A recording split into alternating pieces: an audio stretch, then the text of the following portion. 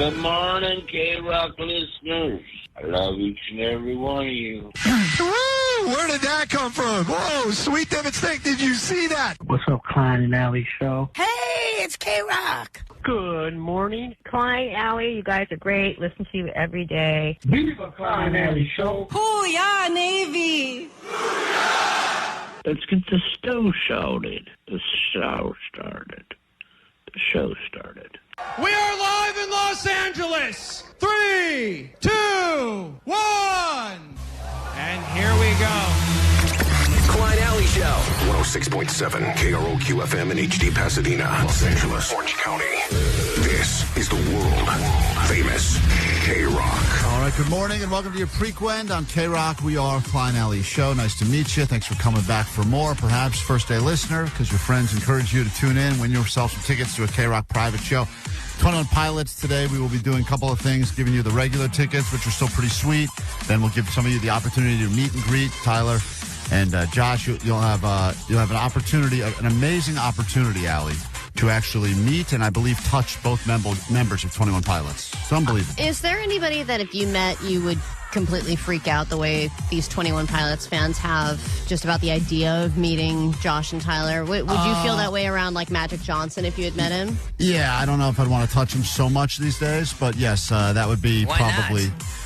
I just feel like I'm past the point of wanting to touch people in general. But, I mean, yes, maybe a hug from Sydney Sweeney would put me in that situation, It's a really hard, close hug. One of those tight hugs. Yeah. I'd like to meet I'd like to meet my grandfather. I've met Howard before. That was nice. Oh, you have? That was a nice experience. But I would say that did not hug him. No, he does not like germs. He does not seem like a hugger at all. No, I want to meet him just so I can hug him. I'd like my wife to touch me once in a while. Aw, That's not that's asking nice. too much. I think that would be fun. It's just you think about if you meet, quote, your hero, right? And what's the one thing that you would actually say that they haven't heard a zillion times? Right. That's the hard Which is part. just, I love you so much. Have you ever been starstruck? I was shockingly starstruck. I was telling you guys, I saw someone the other day. I was like surprised at how starstruck I was. Who the hell was it? It was someone so unimpressive, and I was like, "Oh my god!" Oh, was it Tom Green? No, but I did like meeting Tom Green as well. That was a good one. Yes. Now I don't remember. It was it Rob recently. Schneider? No, definitely not. I saw him at the post office once. It was somewhere in. At Ralph's. Yeah, well, I did run into Kenan Thompson at Ralph's, but that was also not. I was not starstruck. No, you were being judgmental on what was in his cart. Yeah, right? I was just looking at what he was in his cart, and I said to him, "Hey, I like to know that a famous, successful guy like you is still shopping at Ralph's. You're not across the street doing the the Erewhon shop." I thought that was impressive. What about when you met Sandler and he commented on your dog's vagina? That was a fun moment for me. What does that sound like? I'll tell you exactly what he did. I was holding my dead dog now. She was alive at the time. And I was holding her in a way where she was like in my arms like a baby, but she was kind of spread eagle style. And he said, "What you got there?" I said, "Oh, this is my dog Chloe." He goes, "Hey, she's got a nice vagina." Nice to shave. So he said. And then his wife was there, and his wife elbowed him real hard. He goes, "Come on, Adam." Like, she just must be And so you're sick like, of my it. wife does that to me too. I was like, I get it. She hates you too. Yeah. So anyway, we'll give you the opportunity to meet Josh and Tyler, and we'll send you to not one but two 21 Pilot shows as well. The private show and the BMO show. That's all coming up later this morning, plus Allie's Money and a few. Let's kick things off with some Sum 41 on KROQ. Good morning.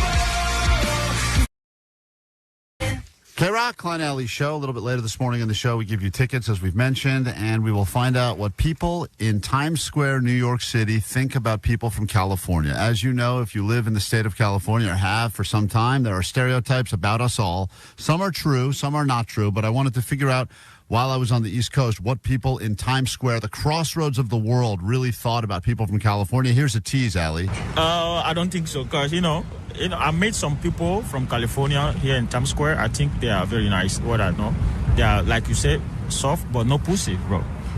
Oh, my gosh. Soft, but not pussies. So that is just one of the many stereotypes that people on the East Coast I thought he have was just about describing someone he saw. people from Definitely not describing you, though, right? No, definitely not describing me at all. That's You right. are soft but no pussy. What's the deal?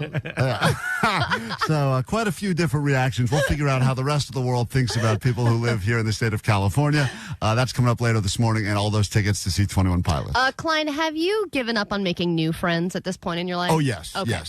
In fact, one of my least favorite starters of a conversation is when someone says to me, oh, you got to meet so-and-so. You guys would be such good friends. Yeah, I have attempted to make a couple of new friends in the last couple of years. It hasn't gone well. One of them was that exact situation where it was a friend going, hey, my friend now lives in your area. You guys should grab lunch. It was not a match. But in this situation, I actually met this couple at Almost Acoustic Christmas last year, got wasted, talked to them for hours, had so much fun, and we ended the night going, we should hang out. Now, how many times drunkenly do you say we should hang out, and then that never happens? 100%. Right. So over the course of, it's been now almost a year, we have hung out one time, and we have been trying to make our second date happen, and now we are at time number 3 of canceling and rescheduling on each other. See, that's the number. I believe if plans get scheduled and canceled 3 times, you will never see the couple again. Okay. 3 is the number,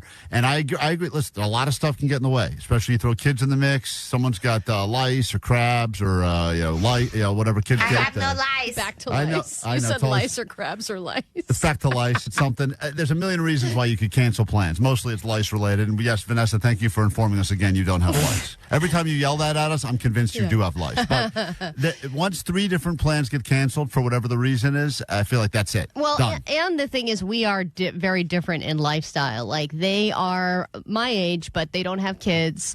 I think they like to drink. They like to party. They love to go to shows. Not that I don't love going to shows, but the lifestyle is different. And I'm like, when we meet up, is there an expectation that we're going to meet at like 9 p.m. at an adults-only bar? Like, I'm still trying to feel that part out. But this was like the first plans broke because of exactly what you said, like some kind of kid-related thing. Then the second thing, I ended up going to Chapel Row and had to reschedule. This weekend, she has already texted saying, hey, actually, I'm going to a show, and I'm wondering if I should just send a breakup text or ghost. Yeah, you just say, hey, maybe our paths will cross again, but stop trying to make the plans. It's interesting that you canceled twice. The first 2 in a row, you canceled for different reasons. Right. Because, listen, when I was kidless, the good old days, and I would have friends that started having kids, all of a sudden I realized getting together with them became impossible. And Yeah, they because of they their were the ones- expectations are different. But they were the ones that were constantly going, can't do it. Oh, something happened. Couldn't find this. And I got to a point where I literally, because I didn't understand the way it is, because I had no kids and I was happy. And you're like, what's dumb. with these people? And so I said, I guess they just don't want to hang out anymore. So whatever. And then you get into the grind of it and you realize, yeah, it's really hard to kind of figure that out. So unless you can convince some like old relative to like watch your kids. Right, That's why I'm exactly. super jealous of the people that have like coverage, like free coverage. Yeah, free coverage, I think, is maybe the great. Forget about gold or Bitcoin. I think free coverage has gone up in value more than anything else on the planet. That's me, baby. Omar, you don't realize, dude. Free coverage. Man, no, I realize, dude. I'm grateful every single day, man. That right there, I think, is the greatest value of anything in the, even more than printer toner, printer ink, fresh squeezed orange juice. Right. I think are the most expensive things in the world. Beef jerky. Mm-hmm. I wouldn't put that on my list, Jake, but Framing. Framing is on the list. Custom frames. framing. Yep. I think more valuable than any of that is some sort of free coverage. Yeah, Goddamn. and just taking advantage of your friends and family for free That's babysitting. great. That's the best. That's yeah, the you're family done. way. You'll never see this couple Well, again. and also, like, if I make plans, she makes plans. I assume that we are both going to forget the plans even exist, especially if they're like a couple weeks from now. But she is the one to text and go, "Hey, are we still on for And I'm like, God, how do you remember this? So you don't have any hard set plans, though? Like, you guys we're just going to get together. There's no like, hey, this is what we're doing, because that for me is the exciting part. Like, if you guys are going to go skydiving or whatever it is, for me, zip lining, I'm there no matter what. Oh, yeah, you're a zipper. It's always Is zip all lining of your with Omar. hangouts zip lining and skydiving? Yeah. You know me. People are like, It's always zip Hang lining. out with Omar. I'll meet you at the hangar. Omar lives his life one Groupon at a time. That's why he never hangs out with us. All right. Yeah, that's right. He likes to hang with us. He likes to hang off zip lines. That's Omar's thing. We got to take a break. $100 of Allie's money could be yours if you're on the phone right now at 800-520-1067. Don't be soft. Call now. Win Allie's money next on KROQ. 21 Pilots will be playing ahead of a 21 Pilots concert. It's part of a big KROQ concert coming up. Huge band. I'm just in love with them. They have very meaningful music, and it always gets me in a good mood. Small club. To me, it just means hope, and it just means purpose. And your only way in is to win. Pushing through the droughts, knowing that nothing is impossible. It's a KROQ private show with 21 Pilots.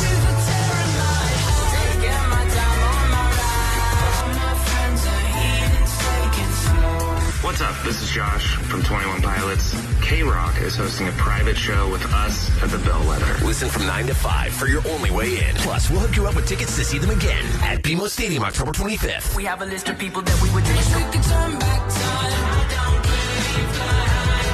KROQ's private show with 21 Pilots. Courtesy of Atlantic Records and Live Nation. Keep it on KROQ for your only way in. On the World Famous KROQ. KROQ.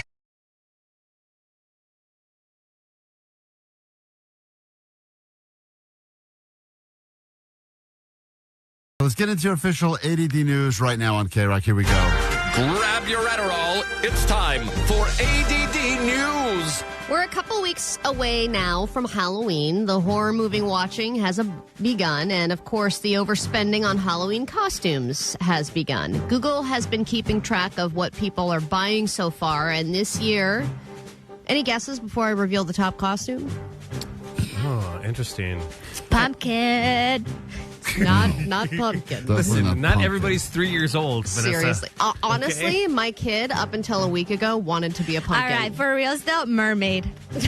No, also wrong. Oh, my God. And it's because of chaperone. That's my last.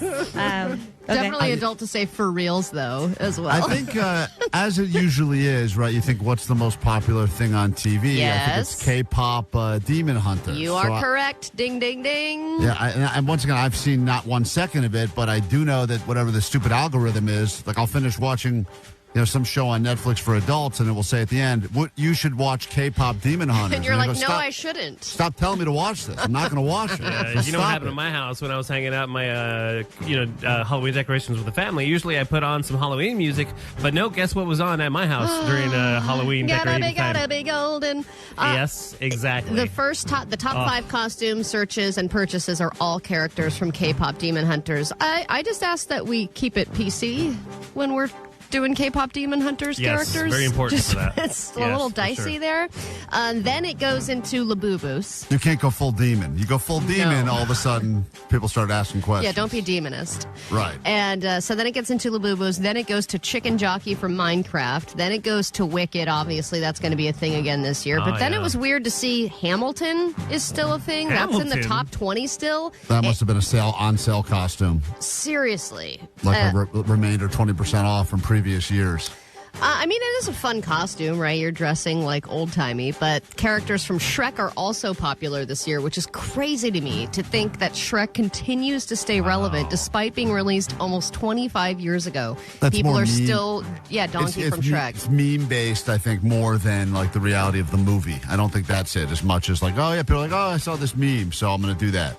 Yeah, and I think that's why Minions are always going to... like, if you go to a spirit store, it's all Minions... Squid Game, and it was SpongeBob. Those were like the biggest ones that I saw, and I was like, am I in a spirit store from 10 years ago? What's happening? My wife and I came up with a pretty genius costume if you want to embarrass your teenage son or daughter. Go ahead. We're going to go as 6 and 7. Oh, that'll I'm going piss to be them off. 6 and she's going to be 7, and we're just going to follow them around and go 6, 7, 6, 7. You will make Halloween They their are least so favorite mad day when of the we're at year. the table and I was telling them that we're going to do that. You better not do that. Oh my God, that's Because amazing. we end this thing. Yep. I'm yeah, going to you do agree. that. So all parents across the country need to dress up as 6'7", and we'll put a stop to this nonsense. Well, yeah, the thing is, you as parents have the ability to kill anything cool. Mm-hmm. If That's you right. start doing it, saying it, adopting it in any way, they will run for the hills. So you have the power to change this 6'7" We got to crap. do this. We got to make this a thing. Okay, so the fact that the Hamas hostages are being released is pretty incredible. People have been waiting over 2 years for this to happen, for people to see their loved ones or at least bury their loved ones. I know this has been a long time coming, and so many innocent people have died through this whole ordeal, and it's still a dicey situation because Hamas often says one thing and then does another, but they have already released some of the hostages. Some of them are recovering at a hospital in Tel Aviv now, but there's one problem. They just announced one of the bodies they turned over isn't a hostage. It's just another person entirely. So they either lost track of the hostages or they tried to do some kind of morbid body swap when they realized they didn't have one of them, or they're just being lying a-holes again, or both. But it's like, what do you even do in that situation? Like, now you have a body that's doesn't belong to anybody. It's like you can't just send it back like you got the wrong order at a restaurant. Like, you have to figure this crap out. It's super complicated. I saw a fascinating story about this where a girlfriend whose boyfriend was a hostage for 2 years, he was released. She, I believe, got into a new relationship. Oh, damn. Wow. Because it had been 2 years, and at some point you're like, I don't know if they're ever going to Well, and they were be all released pretty or not. young, right? Right. A lot of them, they're at the music festival, they were Right. young. So then the guy gets released, and then I just always wonder if you're in that situation, right? And maybe it's not a hostage situation, but you don't think you're going to either see the person again, or perhaps they've been deployed for a long Or and then it's all of a sudden- traumatic and you're trying to move forward, right? Right. You're trying to have a semblance of a normal life. Yeah. I mean, I wouldn't blame that person. I'd be like, but I would also be like, I'm back, so... Right. Well, if you're missing a body, it's apparently somewhere. Yeah, it's... Someone somewhere just claim in the Middle East. Yeah, come and claim it, I guess. It's just a complete mess. All right, this year, the food trend is all about adding protein to things. Pancakes, coffee, you name it. Uncrustables now has a line of protein-packed sandwiches, and now Pop-Tarts has hopped on the protein train. They are releasing 3 new protein-heavy Pop-Tarts. You've got Slammin' Strawberry, Boostin' Brown Sugar Cinnamon, I love the names. and Bumpin' Blueberry. Bumpin' Blueberry. You 'Cause got to it's get down with bumping that. With Oh 10 my grams God. of protein, but as we know from Wolves of Glendale, it's got to stop. Putting protein in everything. Stop putting protein in everything. Just let a brownie be a brownie. Does a pancake really need protein? No. Does it really need protein? No. Potato chips really need protein. Just get your protein from chicken or beef. It's funny because when in the song, they were joking when they said, does a Pop-Tart really need protein? And now then it does. The people at Pop-Tart were like, that's genius. What are we doing? Someone create Slammin' Strawberry right now. These guys' movement is not really taking off. Yeah, No. nobody's listening to them at No, all. For a while, as you know, they were trying to flame everything, and that's the new food trend. They've moved from flaming everything to everything has like 50 grams of protein in it. So everyone's just going to be walking around all... protein. That's what we need. Yeah, that's what we That's need. the future. Flamin' protein. Just to put your a-hole in jeopardy completely. Yeah, that is going to make Jake explode. Jesus.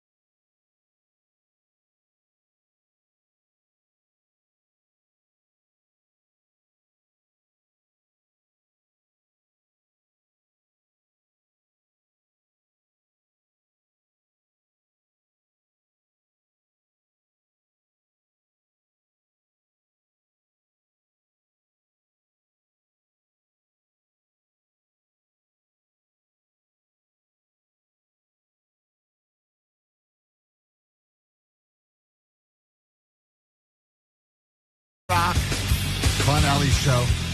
Start giving you money right now. Allie's money, of course, on a Thrifty Thursday. It's always great to take Allie's money right now with some Allie Knows the News. Then later this morning, including this hour, tickets for a private show with 21 pilots. You should have known about this by now because it's all we've been talking about for it feels like ever. And we will give you those chances to win coming up shortly this morning and every single hour thereafter.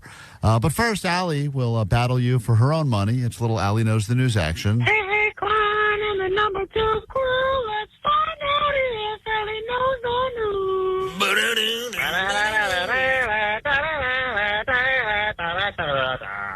Always appreciate the theme songs. You can leave those on the GOAT line, 844-956-GOAT. Let's say hi to Dan this morning. Good morning, Dan. You up for the challenge? Yeah, good morning. Sweet Divots. Sweet Divots to you. I hope you can beat Allie. I hope you can take her money. It makes us happy. It makes her miserable, and she will leave the KROQ studios, sequester herself in the hallway far, far away. And good luck to all of the coworkers' lunches that she will start to rummage through during Dan's chance to answer questions about stuff happening in the world. Allie, whenever you're ready to get up and walk the hell out the studio. Oh, Huh? you going to leave? Oh, yeah, sure. Yeah, I'm leaving. Okay. No one let me know we were back on the air. Vanessa, turn her headphones I on. thought she. All right. Yep, we're here, and I'm going. All right. She's out now. Allie's leaving. She's been listening to another show. She's a huge fan of Big Boy. I understand. So there she is. She's out of the studio now. And when we begin, Dan, get ready. 5 questions. Allie's money. God, she's not paying attention this morning, so I really hope you win. Your round starts right now. Allie knows the news. Well, congratulations. We have new obesity standards in this country. And based on these new obesity standards, what percentage of American adults currently are obese? I'm going to say 42%. Go to question number 2. Speaking of obesity, this grocery chain has just unveiled a $40 Thanksgiving feast that will feed up to 10 people. Oh, that's Aldi's. Go to question number 3. Sticking with the theme of obesity. Congratulations. This popular Southwestern chain now has hit over 500 locations. I consider this a Southern California kind of fast food chain, but I guess it's a Southwest chain in general. But now they have 500 locations. Just opened up their 500th. Which place is it? Let's say In-N-Out. Oh, it's got to be way more than that for In-N-Out. But let's go to question number 4. There was a 6-car crash in Southgate that was caused by what? Waymo. Waymo, all right. And finally, question number 5. Fall Out Boy has just covered a song from this holiday classic.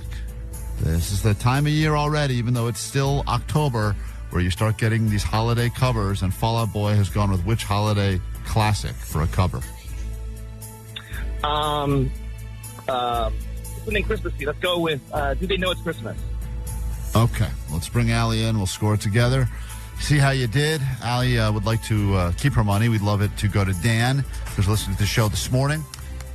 Good effort, but let's go ahead and score it together. All right, Allie's I'm back. in, Yep. and she's listening to our show for a change. Nice to have you back. I was editing other Question number 1. Allie. Yeah. There's a new obesity standard in this country, and based on the new obesity standard, what percentage of American adults are currently obese? Oh, wow. Whoever's closest will get the point. I'm going to say 80%. All right, he said 42%. The correct answer of current American adults that are obese based on these new obesity standards, 70%. Woo, baby! So Allie did go over, but she is closer, and you get the point in the world of obesity, Allie. Congratulations. Nice. Go to question lasara.com. number 2. Question 2. Speaking of obesity, Allie's up 1-0. This grocery chain has just unveiled a $40 Thanksgiving feast that they claim will feed 10 people. They are starting the Thanksgiving wars early. Oh, damn. Which chain is it? I mean, I feel like Walmart's usually the one who starts this. Is it Walmart? All right. That is incorrect. You know who got it right? Dan, who said Aldi. Dan on the board. They have decided that this is the year that they're going to start at 40, and all the other places will have to compete with that. So congratulations, Dan has tied things up now. 1-1 going into question number 3. Allie knows the news. This popular Southwestern chain has now opened up its 500th location. This is a fast food chain. I used to think it was L.A. only, but I guess it's all Southwest. And now it has hit 500 locations. Del Taco? I would also think Del Taco would have way more than that number. The place is El Pollo Loco. Oh, yeah. Which I was not even thinking. Who a bit of a eats at El sleeper. Pollo Loco? That's Dude. kind of what I They thought. have amazing deals for the broke people. Yeah, Love dude, the El Pollo. BRC, I lived on that when I first moved to LA. My sister, too, lived on BRCs. And I That $5 bowl. Yeah, the $5 bowl is filling, and also the tostada salad. Delicious. Johnny just goes in and eats right out of the little salsa bar. That's Calls it a right. day. They don't bother me. I like to go in there and you see all the grills and they're flipping all the chicken. Yep. Okay. That's a good. So she's the true chicken person. Shut up, Vanessa. Vanessa, we all know you are the real El Pollo Loco, There's Vanessa. so much chicken on those grills. Am I alone? We go to question number 4. No one got that. So here we go. He said in and out. Question number 4. She's still tied up 1-1. Relax, Vanessa. There was a 6-car crash that took place overnight in Southgate. Caused by what? Jeez. Chickens? Runaway chickens. Let's see. A mattress on the freeway? That happens a lot. Mattress on the freeway. That's a good guess. He said a Waymo. Seems like a very trendy thing causing car Yeah, accidents. but they're not on the freeways. You guys forgot about the classics. The things that made us great. Street racing and DUIs. Oh, fun. Yeah, it was a street race. There apparently drinking involved, and that led to a 6-car crash. And now we go to the final question. Still tied up 1-1. Oof. It all comes down to this. Fall Out Boy has covered a song from this holiday classic. Oh, Christmas Carol. For the win, Muppets Christmas Carol is the answer, and Allie has proven that she knows more about the news than you. Just barely. What must you shamefully admit, Dan? Go ahead. Shamefully, my name is Dan from Pico Rivera, and Allie knows the news. That's true. But here's the good news. We're all looking around at each other, and 70% of us are clearly obese based on the new standards. So Which is we got weird that- considering the weight loss drugs. we got that going for us. Yeah. Well, you know what? They keep changing the standards, though. So it's like they're moving the goalposts. So just when you finally get to your, quote, goal weight, you're like, finally, let's see what my goal weight is. Oh, obese, damn it. And I can't fit through these goalposts. They got to stop moving the goalposts, just widening the goalposts. That's the problem. Stop moving them further. Yeah. Just make them a little bit Bigger. wider apart and cover them with Crisco so we can slide through. That's the idea. All right, lots to get to. We're going to find out what people in Times Square, New York City, think about California people. If you grew up in California, live here now, I'm sure you know there are stereotypes that the rest of the world has about us. So we decided for an in-depth undercover investigation live from Times Square. We get to that next on KROQ.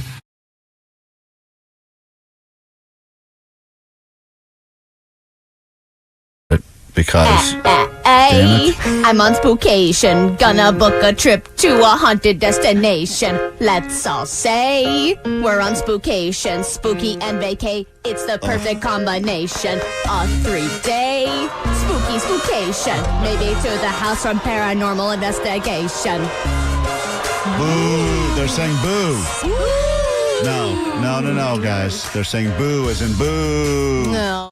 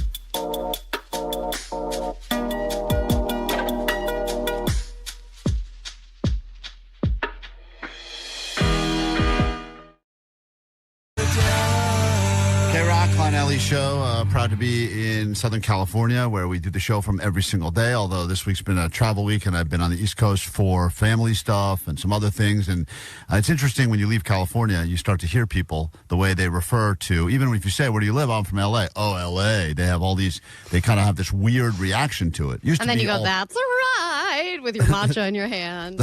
That's exactly what I do. How did you know, Allie? It's like you're with me. Yeah. But the part that's interesting is that, like, SNL did their little sketch, The Californians, where they just basically made fun of the fact that all we do is talk about how we get everywhere and what roads we take to get places. And then I find myself oftentimes when having conversations with you guys about how we're going to get to a show or some event after, we immediately are like, all right, I'm going to take the 101, but then I'm going to cut over because really the 134 is the better cut through. And then I'm going to stay on Sepulveda. And then I realize, wow, we have become a stereotype of, we really are the stereotype that they show. It's funny. You'll call me on the way to a place and you're like, so where are you? I'm like, I'm on the 5. And you're like, 5? Wow. Wow. Man, that's dead on. You took 5. Always an aggressive call. I'm on the 110. I never like anyone who chooses the 5, but I get it. So wanted to find out what people at the crossroads of the world in New York City really thought about people that live in the fine state of California. Because I would think everyone wants to move west, not just for gold, but for dreams.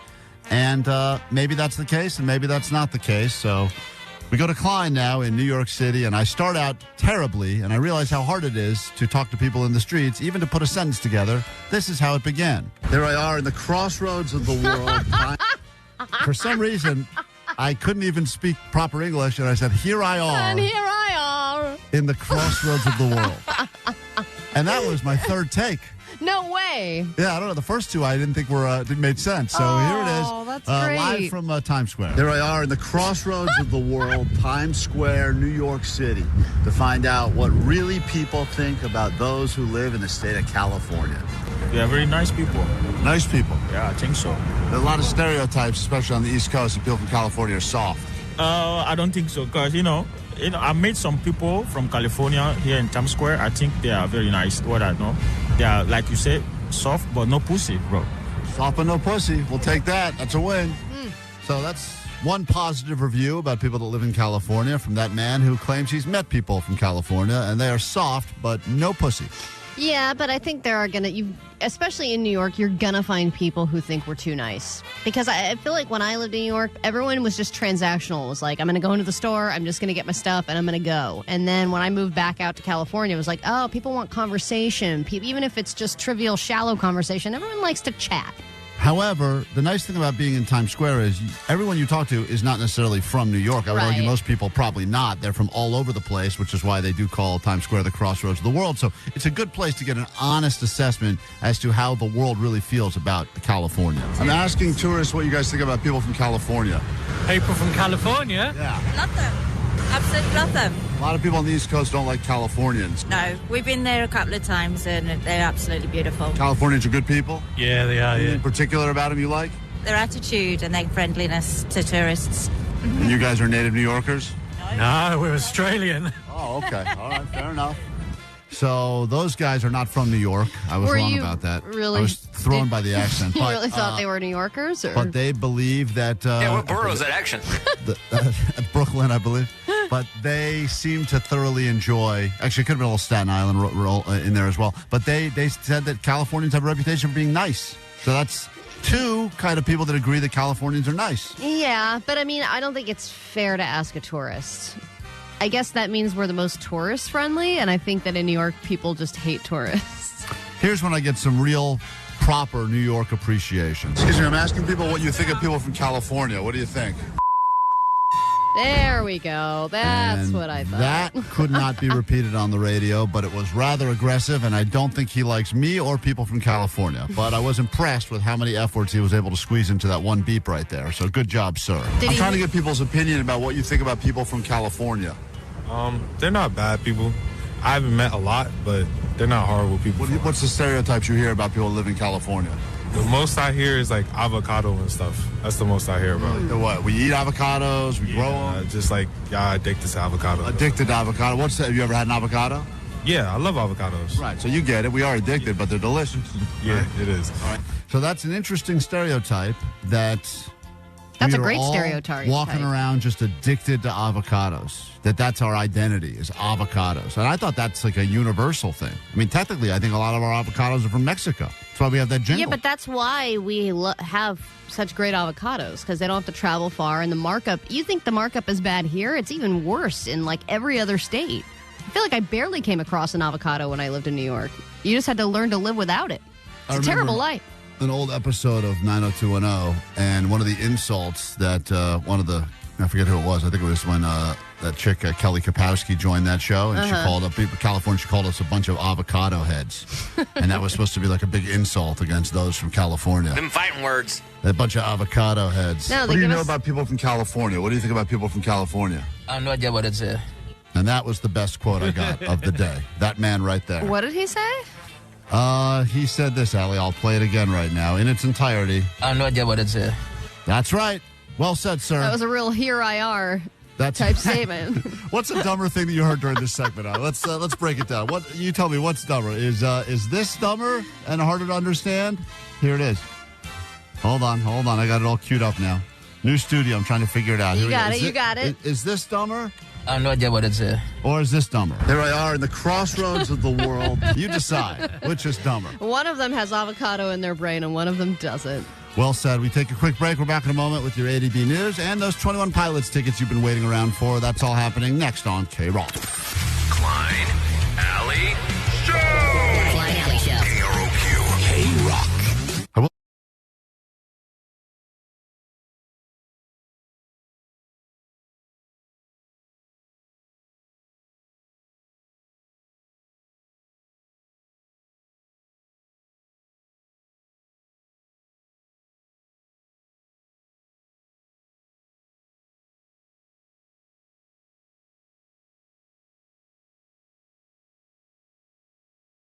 Johnny doesn't know is always a gamble.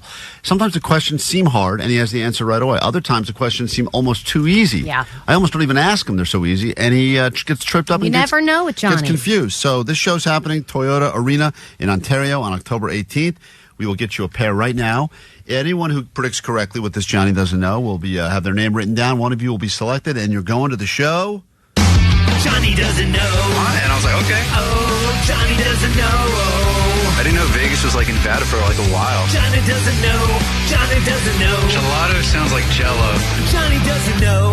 It like goes wiggles. Welcome back, Johnny. Good to see you. What's poppin'? Hey, everybody. Last time you did Johnny Doesn't Know, you got quite a few questions correct. But then, once again, I forget which one it was, really messed him up. Metamorphosis. Oh, yeah. The bumblebee one. Yeah. No, not the That's bumblebee not- one. That's wow. also wrong. It was about a butterfly and a caterpillar. But, yeah, you did get metamorphosis eventually, after we had to really walk you there. After we gave you like half the word. I think we had to get all the way to metamorpha. And then he was like, sis. I think he finally got there. So, I don't know. If you want to go with Johnny, go with him. If you want to go against him, that seems to be the safe bet. We'll start with Brandon, and we'll make our way up and down these phone lines. And a lot of people don't even care about the tickets. They just want to play the game to beat Johnny. Hey, what's up, Brandon? Hey, what's up? Sweet All right. divots, guys. Sweet divots. Good, sir. Will Johnny know which bird is the symbol of peace? Will Johnny know which bird is the symbol of peace? Yes or no? Oh, hell no, he won't know that. See, it's funny because my first thought was no way, but then I feel like that is something that is mainstream enough. He probably saw a reference to it in a Family Guy episode or There's a show about it, SpongeBob. Yeah, there is. That's a good If point. he knows that, I will go back to school. All right, I like It's an that. interesting pledge we didn't ask for. But we'll... Johnny, which bird is the symbol of peace? Isn't that the white dove?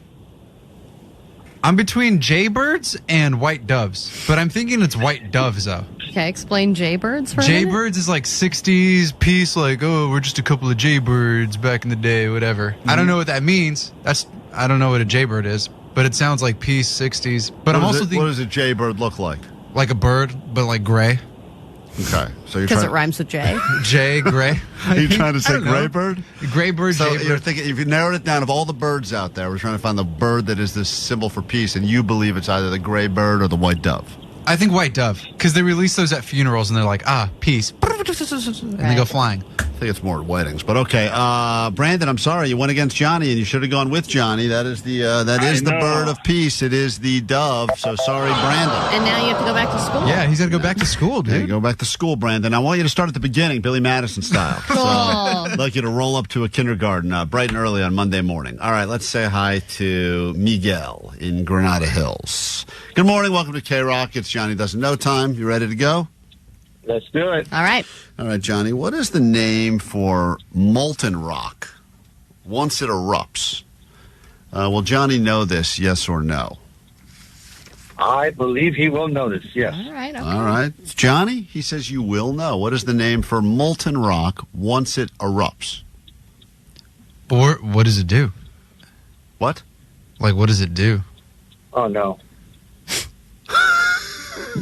That's what we're all thinking. Like what he just He's said. taking a deep dive. Wait, because you said molted rock, so it's already burned and it's molded already. So if it's just molten, if it's just molted already, molted, because it's molten. What is the name for molten rock once it erupts? Just rock? Doesn't it become just rock because it's already burned? What else could it be? Okay, Miguel. Sorry, buddy. You thought he would know, and he did not. That's okay. No one has predicted correctly. Johnny, think this one out. This one should be easy for you. I really thought you'd get this one. This was an Really? example. I was like, this one's too easy. This is an example of one I almost crossed out. Yeah. Because I said Johnny will know this.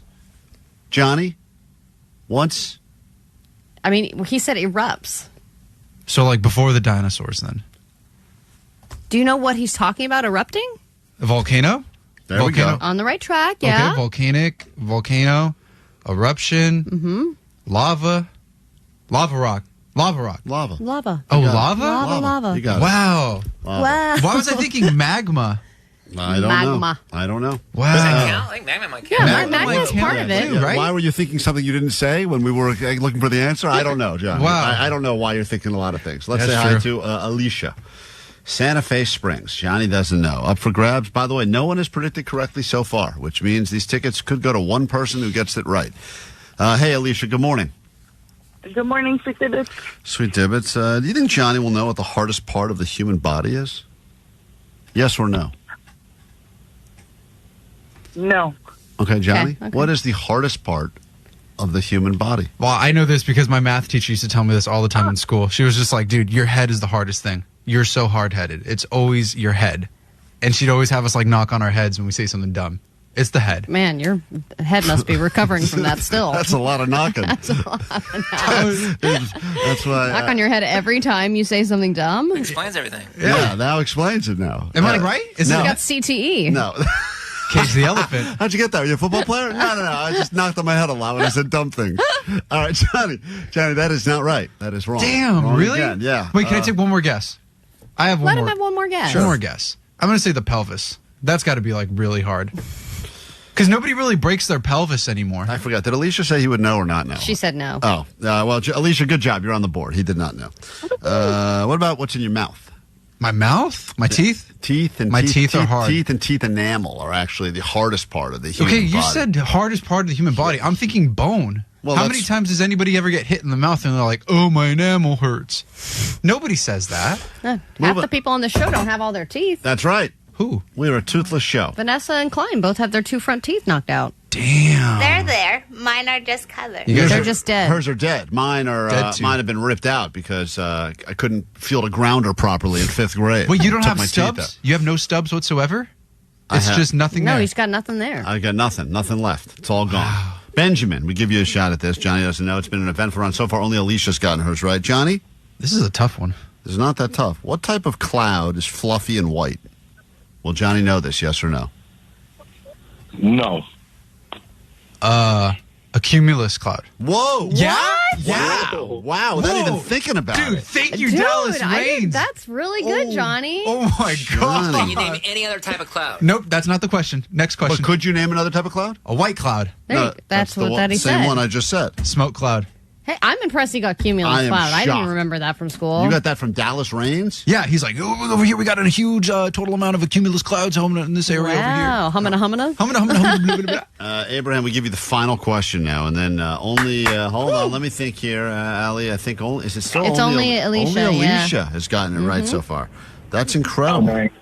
All right, here we go. Last question. Johnny. Let's go. Who discovered gravity, the concept of gravity? One person is credited for discovering gravity. Will Johnny know this, yes or no? Oh, man, I want to give my boy the benefit of the doubt, but I don't know. Something tells me this might keep by him. I'm going to say no.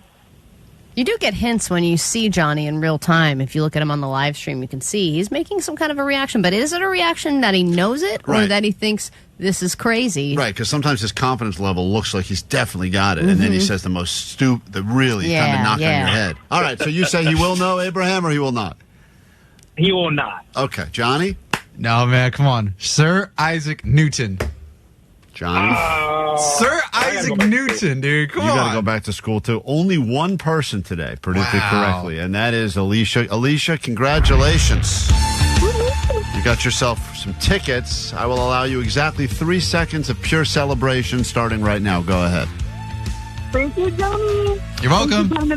You're very, very welcome. Enjoy your Morrissey with Social D at the Toyota Arena, Ontario, on October 18th. You will be there, courtesy of Johnny's Brain.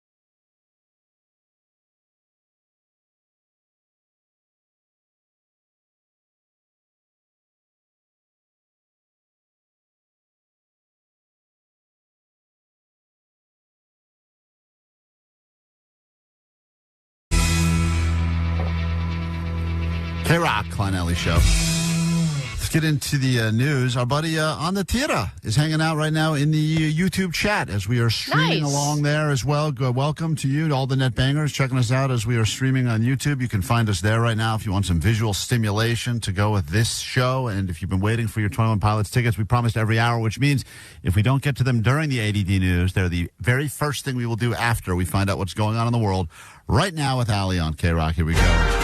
Grab your Adderall. It's time for ADD News. Oh, quickly, Ali, I wanted to say this because I don't know if we talked about this publicly on the air, but I know On the Theater has been dealing with some health stuff, so I just want him to know as he's with us now on YouTube, sending you good vibes. And when we say good vibes, none of us really do anything, but Vanessa actually does do something. So Vanessa, send some of those vibes in the direction of Mr. She's You sending can good see vibes. them on the YouTube stream. You can see these vibes. That's how Vanessa sends vibes. Most people just say it in a text and they move on with their day, but not Vanessa. She really sends vibes. So send some vibes, extra vibes from all of us for On the Theater. Yeah, all right. Beto. And now your news now. Okay, so It looks like Vanessa's feeling somebody up, like she knows what she's doing. just giving them a little tickle. Justin, please isolate that and continually replay that on the YouTube feed. No, Justin. I think that's why it rained so much in Southern California this week. Whatever she just did. It's the same with their chicken dance. Yeah, it's All very right. similar. Everyone is very protein focused right now, but where you get your protein does make a difference. And if you use protein powder, you're probably doing so regularly, perhaps even on a daily basis. Got to get that muscle retention, baby. Just know that there might be some lead, just a tinge of lead in that protein powder. This is according to Consumer Reports. They bought a bunch of different samples of protein products. Then over a 3-month period, they started analyzing the protein powders, and they found that 2/3 of the protein powder they tested had more lead than food safety experts consider safe, and most of them had 10 times the limit that you're supposed to have in one day. I would imagine the normal limit is 0 lead, but it's hilarious to read through the names of these protein brands that they tested because it's like Muscle Meds, Muscle Milk, Momentous, I've had that Dynamite. Muscle Milk. Yeah, I mean, there are a million different protein brands out there, but almost all of them, Muscle Tech, even Orgain and Ensure. I mean, they have kids' products, you know. Equip Foods, Optimum Nutrition, Quest, Vega, a lot of the Jocko Fuel. Jocko Fuel, not Jocko Fuel. I can't believe. That's And the they call it cornerstone of milk, my not diet. milk. Milk. Yeah, it's the milk. You know, I don't even know why you would need to use protein powder now because they literally put protein in everything, as we talked about the Uncrustables, the Pop-Tarts. I accidentally this morning, I just thought I got a regular iced coffee at Starbucks, and I realized after I was feeling all weird and jittery and like I had to take a giant dump, that apparently the coffee they made me is their new protein, mega protein iced coffee thing. Hell yeah, And I you're think jacked, man. I think it had 20 grams of protein in it or something. Damn, dude. Whoa, really? That's a lot. Yeah, because first of all, usually iced coffee at Starbucks is $5. This thing was $10.75. So I should have realized something was off. But I was You're like, all, New York's expensive. city prices. Yeah, New York. Woo. Apparently, it's just all protein. I'm going to rip this microphone off the wall right now. Chew on it. Ow. I'm raging right now. I gotta get some of that. 20 grams of protein is pretty. I mean, even a scoop of protein powder only has like 24 I'll grams. put protein in my protein. Totally. I bet protein powder in my protein coffee. That's right, Allie. I'll crush you. Yeah. All right, Game 3 of the championship series is today at 3:08. It's going to be another tough school pickup for a lot of people. A lot of kids left behind today, probably. But there is still a controversy from Game 2, which took place in Milwaukee. A native Milwaukee Karen attended the game. She came in contact with an authentic diehard Latino Dodgers fan, and as expected, it did not go well. Got racist real fast, and ended with this woman asking somebody to call ICE on the fan. Call ICE. Call ICE. Call ICE. We're U.S. citizen. We're veteran, baby girl. We're veteran. 2 wars. ICE is not going to do anything to me. I think she just let out her true colors. And apparently once this video went viral in the social media world, ID'd the woman. It took less than 24 hours for her comments to get her fired. So, yeah, I mean, Allie, you were at that game? I didn't know you had tickets. It's not me. That's amazing. If you look at this woman, she does look traditional Karen. I mean, it's the short pixie blonde cut. It's the no lips, pursed, angry, looking like she doesn't want anybody else to have fun. And the guy, I think, was just trying to get people. I guess he thought it was too quiet in his section, and he was trying to get people standing up and get people excited. You have to. Yeah, you and need that she person. didn't That's like a very that. important person, especially in postseason baseball. I don't like that, third game of the season when it's a day game and it's inning number 3 and who cares. But at this point, you need someone to hype up the sections. And I you know how I keep that list with me of all the people I hate, and there's a lot of famous people on the list that like Adam Levine of Maroon 5 and Peterman and stuff. Yeah, I think I'm adding to the list any of the people that do the whole call ICE. I'm going to call ICE. I know. What are you doing? That sort of like that threat is so disgusting for so many reasons, and especially to come at a guy like that, veteran, serve that guy probably done more for this country than she has. I would guarantee it. Of course. I mean, I think it's true white supremacy. It's just complete. It's like I'm white. I'm going to call ICE on you. It's Pull just that clip. Ugh, no, damn it. Yeah, baby. Allie is now one of the most hated women in America. I was trying to do the opposite. First of all, we're going to air that clip a lot. So for anyone who's not listening live on KROQ right now, get ready to start complaining about what Allie says against her will. This is the job that she lost. Her employer, Manpower Group, posted she was investigated and is no longer with the organization. Fox 11 has also learned she resigned as a board member of the Wisconsin branch of the Make-A-Wish Foundation. Unbelievable. Oh, wow. Board member of the Make-A-Wish. Shannon Kovlerchik also threw an insult about his drink of choice, saying real men drink beer, then called him the P word. She's right there, though. The P world. It's a huge insult. Stop, but not pussy. And then, just a reminder, today is the day of the Great Shakeout. Today at 10:16 a.m. local time, millions of people are going to be doing the whole drop, cover, and hold on. And if you didn't already know, 81% of earthquakes take place along the Pacific Ocean, the rim of the Pacific Ocean. That is the shaky area known as the Ring of Fire. So, of course, if you're at work, know that that's probably going to interrupt your Zoom meeting. All right, maybe it's time for us to re-air the song Shaky Jakey at some point today to get everyone ready for the great shakeout where you all go outside and take a smoke break and just coincidentally prepare for the earthquake. Green Day now, and then a brand new hour of the show can officially begin. If you want to go see 21 Pilots, we did promise. So call now, caller 21, 800-520-1067. Let's go.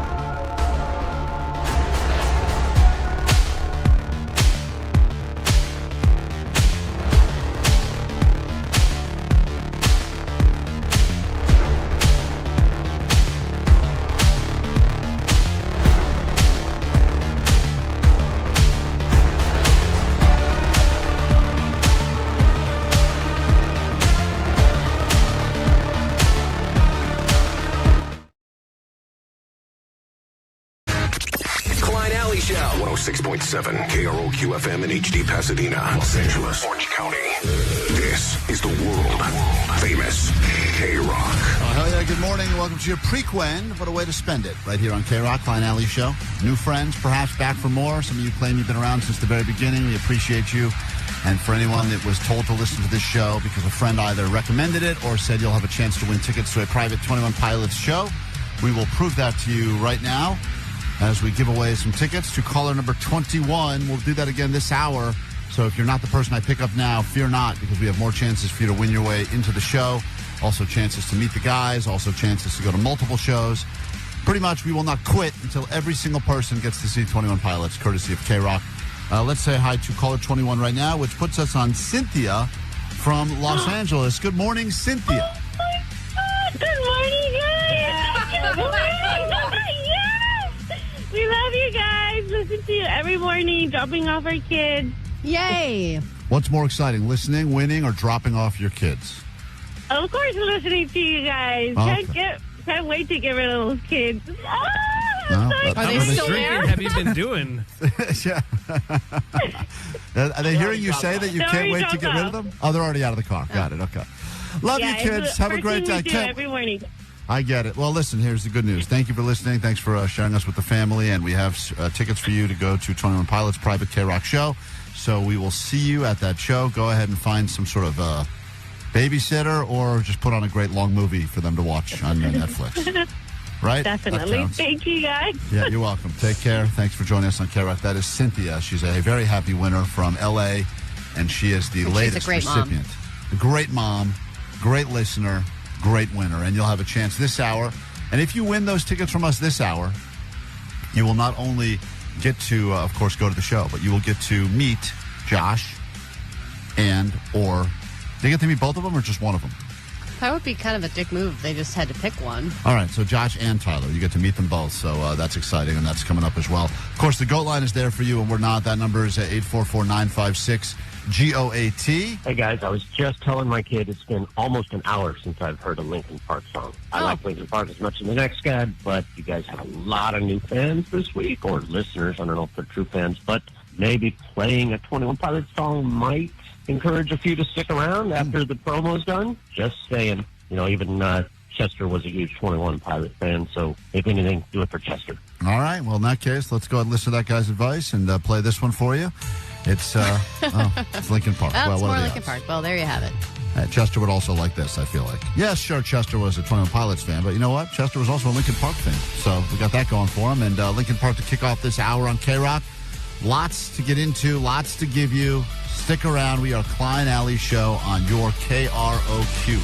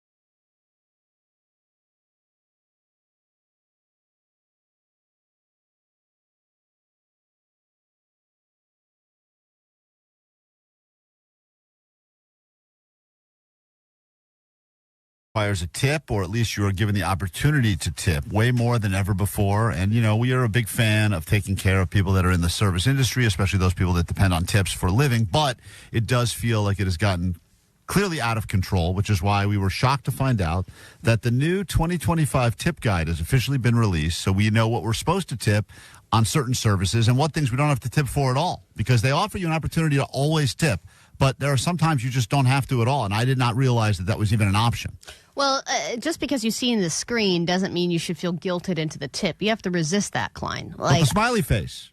I know, but you have to just look past the smiley face. You know what? In 30 seconds, you're not going to think about it anymore. So you just have to move on with your life. I'm looking at this new list, the general tip guide for 2025 going into the holiday season. And you know what I don't see on the list that I was asked to tip for recently is the merch tent.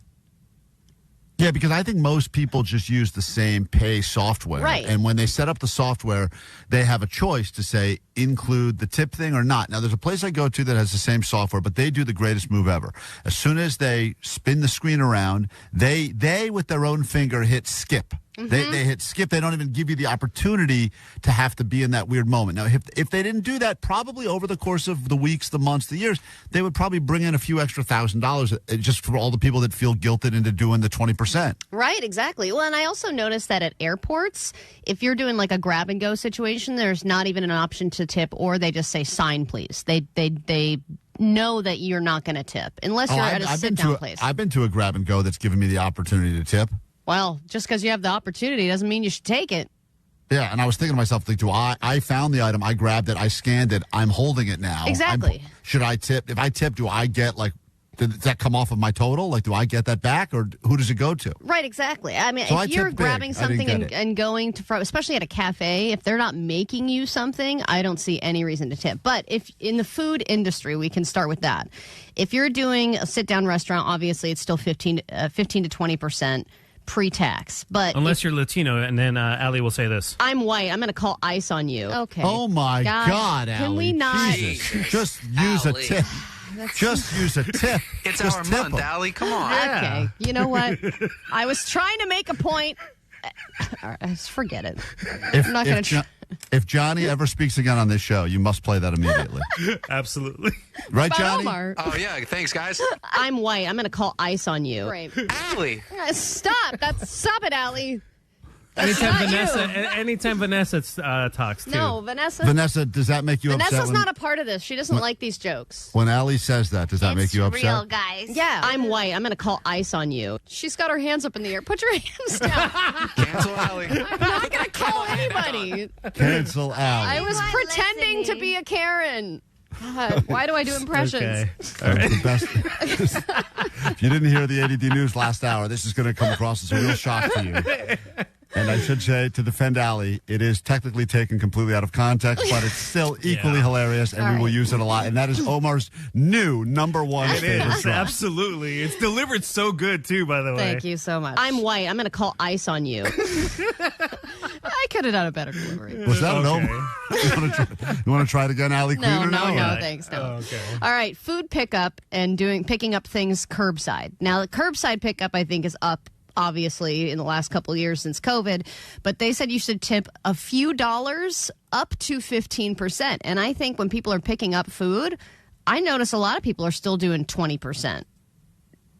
Well, no one wants to do math, and they got smart because a lot of the tip screens, they make it so that if you don't want to do your own math, you just basically have the option of 20, 22, broken or it down, 25. yeah. And they have upped that a lot because that used to be 10, 15, 20, and they just keep jacking it up. And they go, people do not want to tip more, but they also don't want to do math even more than that. So Yeah. they'll usually go for the lowest of the options, which is 20. Baristas and over-the-counter orders, they say you should do from $2 to $3 up to 20%, which is a vast difference, especially if you're getting a coffee.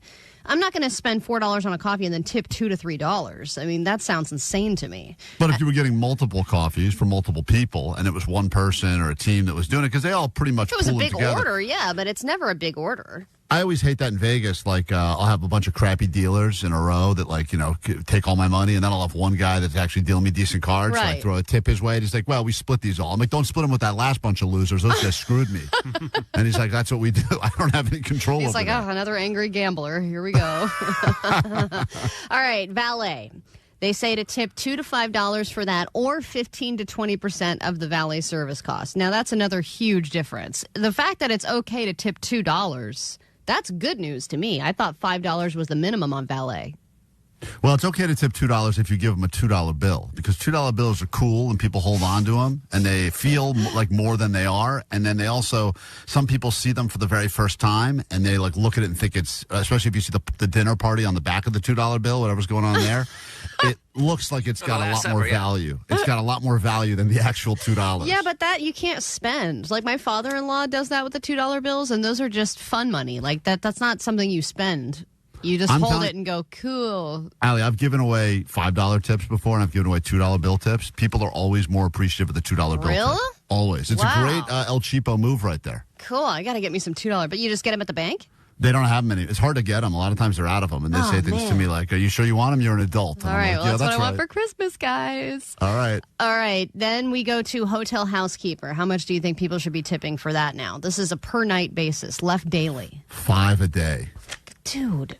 So even if you're there for one night, it says $4 to $5 per night. Yeah, I think that's about right. I think that's right. That's right. All right. Well, and by the way, move on. that's if you don't. Oh, you don't do it, Allie? I do it if I'm there. This is what she does. I'm white. I'm going to call ice on you. No, I just said I need ice.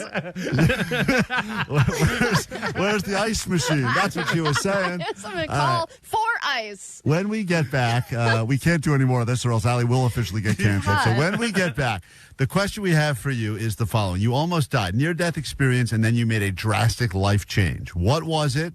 We'll take those calls after this at 800-520-1067. This is Klein Alley Show on KROQ. Oh, 21 Pilots will be playing ahead of a 21 Pilots concert. It's part of a big KROQ concert coming up. Huge band. I'm just in love with them. They have very meaningful music, and it always gets me in a good mood. Small club. To me, it just means hope, and it just means purpose. And your only way in is to win. Pushing through the droughts, knowing that nothing is impossible. It's a KROQ private show with 21 Pilots.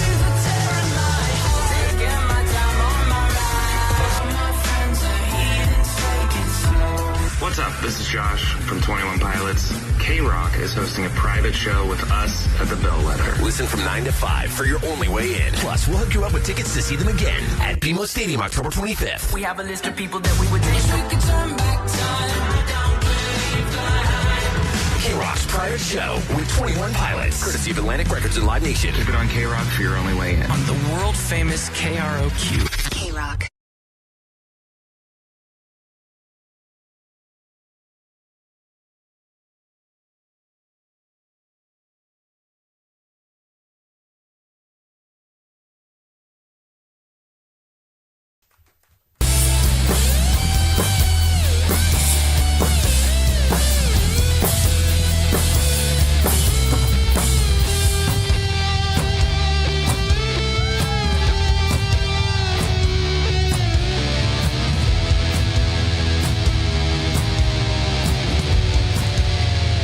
This is the song that started this band.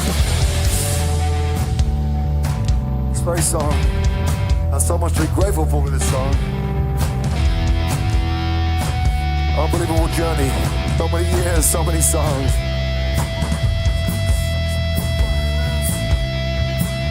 So sexy on fire.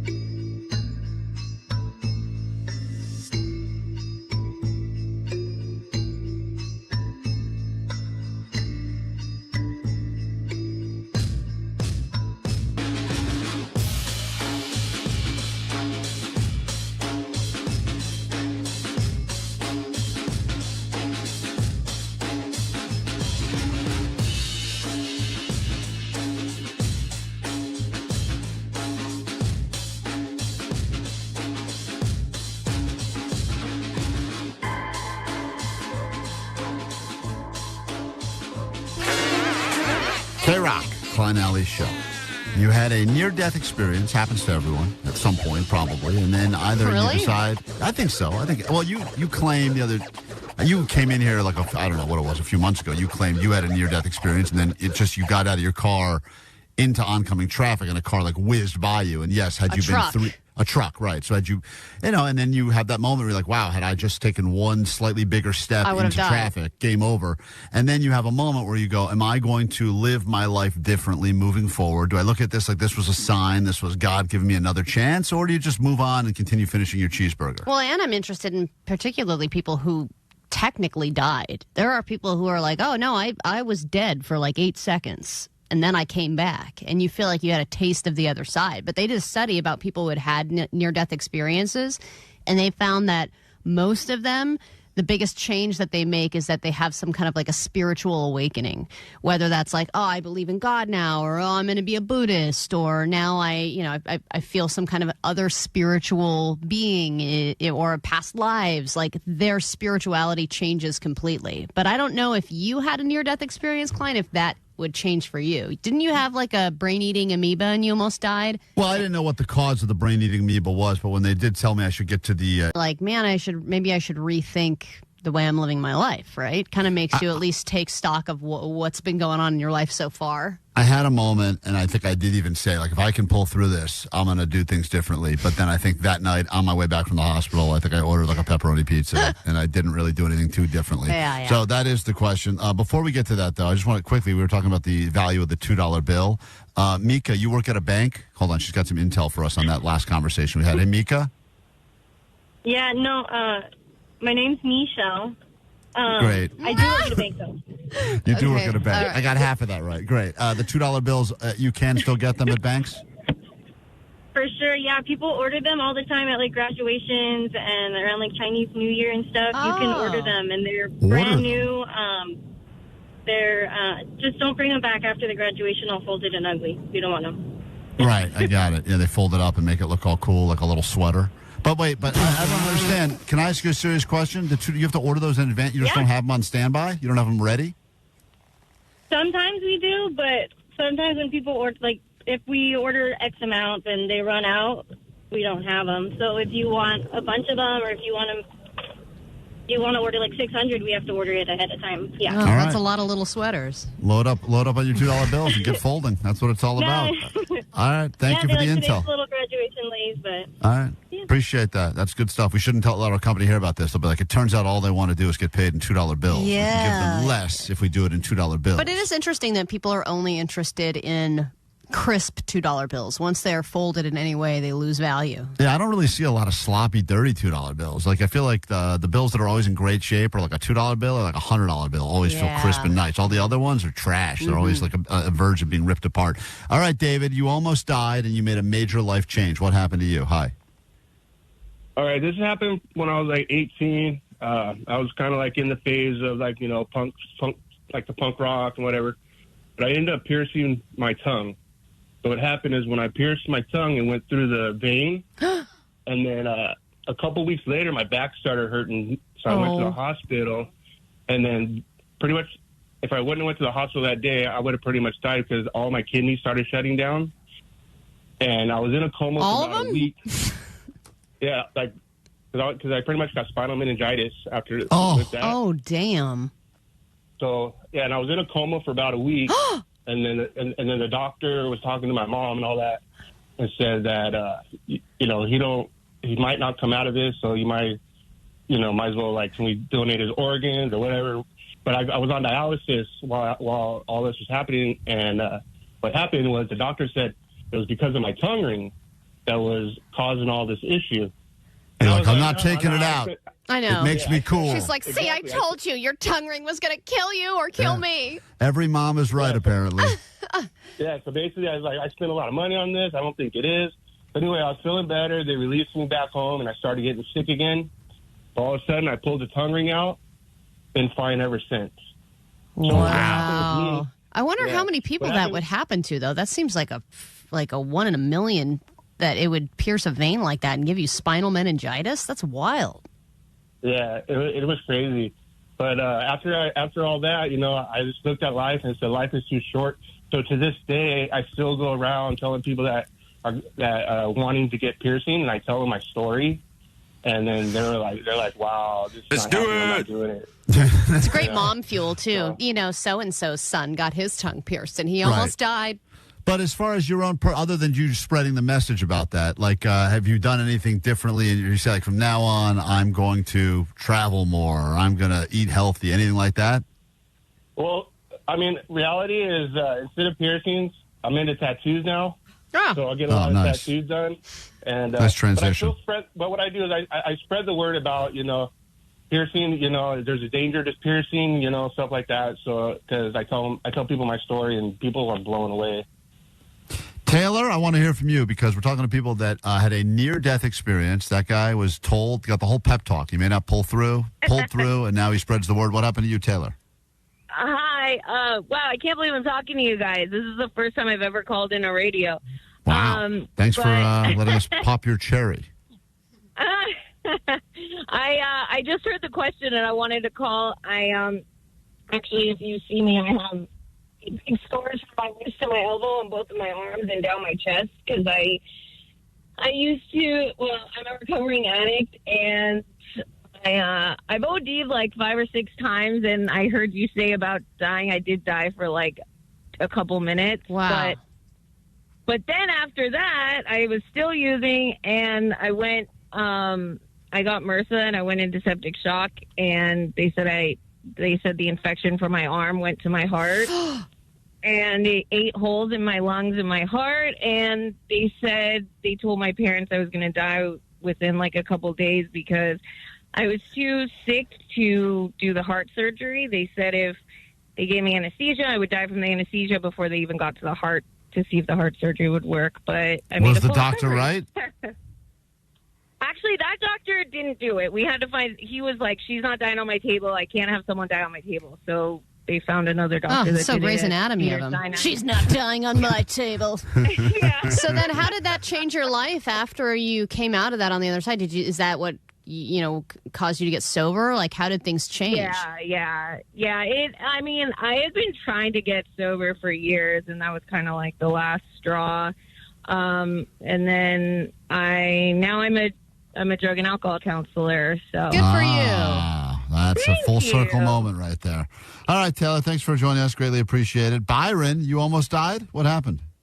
I did. Back in June, I'm fairly young at 41, but back in June, had a heart attack. Didn't feel good, called the ambulance, went into the ER, and while I was in the ER there, my heart stopped for 2 minutes, and I was dead for 2 minutes. What were you doing when you had the heart attack? I was just laying on the couch at home, and I'd kind of fallen masturbating. asleep, Don't lie. taking a nap. I was just watching PG content on my couch. Okay. Yeah. I'm pretty sure. Sure. Got it. Okay. Yeah, just laying there, felt pressure and uncomfortable in my chest, and realized for whatever reason that I was having a heart attack, and called 911, and was fairly lucky because 20 minutes, half hour later, when I was in the ER, my heart actually completely stopped while they were trying to do a CT scan, and was stopped for 2 minutes. You see anything cool?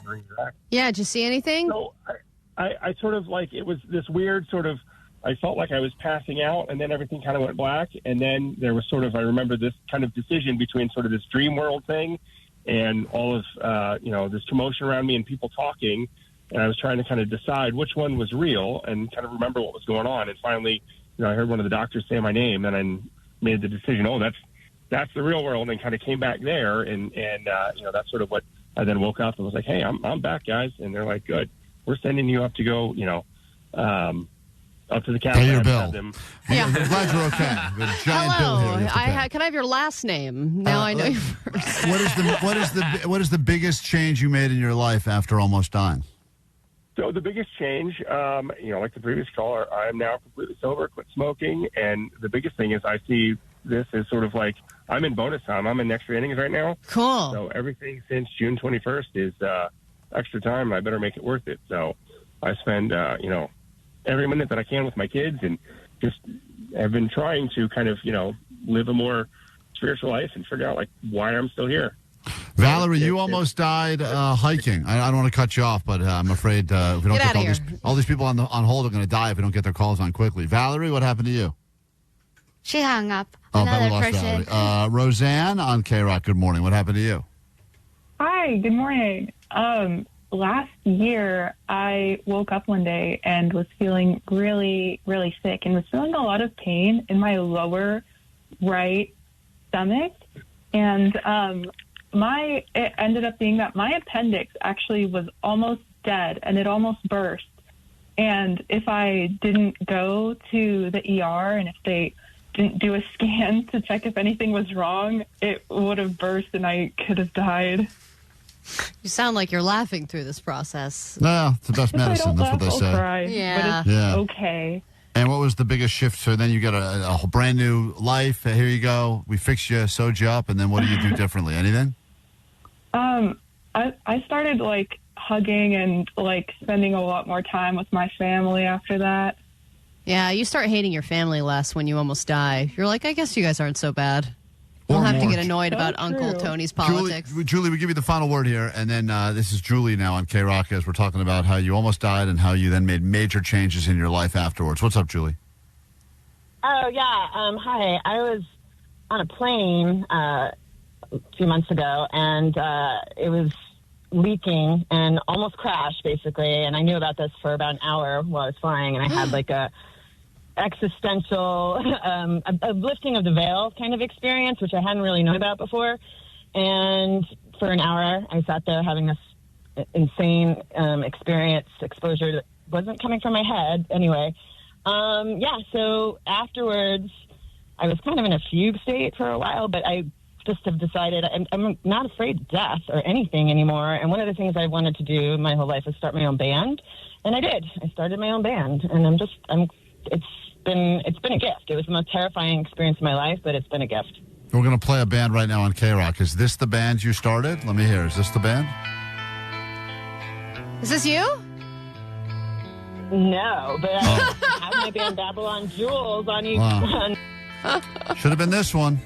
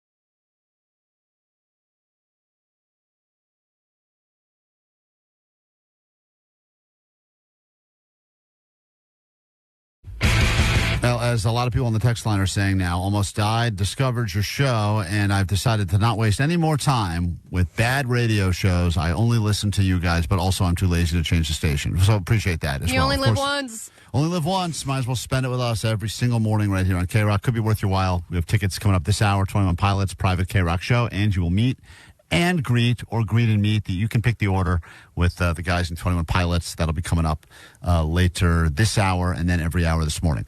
Jake the Nerd, we call him that because he likes nerdy things. And if you've heard any of his trips to the pawn shop, he tries to pawn off his nerdy things, and the pawn shop never really wants them because they claim there's no value. And then he argues, this is Spider-Man, whatever. You don't even know.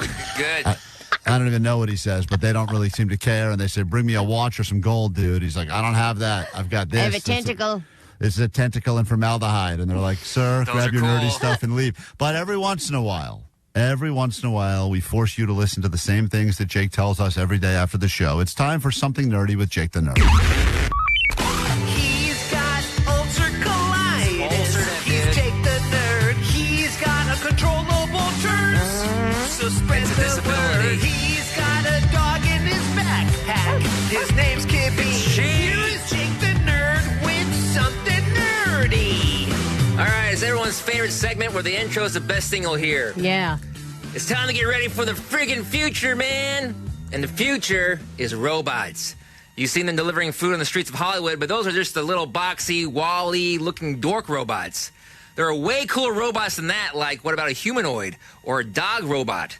Well, there's a guy in L.A. that we'll call Joe, because that's his name, and he's been betting that soon a normal person like you could own a robot and that they'll be as common as smartphones very soon. So this guy is super high. He has started a showroom called Humanoids, where you can check out the robots in person, learn how they work, or even buy or service one, which you'll probably have to do after you have one service you. Well, yeah, Get a robot a beach? that seems like that's reversed. He's got that all wrong. Exactly. Yeah. You'll have to have a service after you have a service you, which is bound to happen. But how much will your future robot lover cost? You can get one for the low price of $22,000. What? You know, just like a smartphone. Well, that is the smartphone. You don't sign up for the annual plan. Oh my God! If you're not eligible for an upgrade, that's close. It's right around that same number with the taxes, which they can never seem to waive for some reason. Yeah, but they it's roll right it into your around bill, so you can't tell. Right. Smart move on their part. That's all they got to do with the robot. Just say it's free, and you got to sign up for a monthly plan and whatever. Yeah, but that's for a humanoid bot. You can buy a dog bot for $4,500, which is less than what you'll pay if your real dog has to go to the vet. Cool. So in conclusion, Well, hold on, Jake. What does the dog bot do? I don't know, go to the showroom. It's like a companion. It's like a little robot pet. Go to the robot whorehouse and find out. This is the first something nerdy I'm actually interested in ever. And I asked one follow-up, what does the dog bot do? And you say go to the showroom? It pees oil on your rug. I don't know. I mean, can it Why bring do you you stuff? get on me for not knowing every detail of a story when all you know is that there are dog bots? And you can buy one. Can it bring me snacks? Probably. Oh my God. Unbelievable. Why not? Sure. See, you know this what? is where Yes, it can. Jake is always a useless nerd because nerds are supposed to be walking encyclopedias. They're supposed to be the ones that can fill you in on all the crap that you don't want to bother reading about. But it's not the case with Jake. No, you know what? I know everything about him. Ask me a question. There's what can the humanoid robot do if I spend $20,000 to get it home today? Anything you want, man. Okay. That's so useless. It's not true. God. And there's probably someone listening now that doesn't even know this story but knows more about what this is than Jake does. I feel Because like I know less than I did 2 minutes ago. What are you talking about? I was so excited to hear about the future of us all getting robots, our own Now you personal know you robots. can buy a robot in L.A. Well, there you That go. was something nerdy and also something useless with Jake the Nerd. That was good stuff. He's got ulcer-colitis. It's ulcerative. He's Jake the Nerd. He's got uncontrollable turns. So spread the word. He's got a dog in his backpack. His name's Kippy. Here is Jake the Nerd with Something Nerdy. Back in a moment. 21 Pilots tickets will be yours after this on KROQ. KROQ. Klein. Alley Show. The world famous KROQ. Klein Alley Show.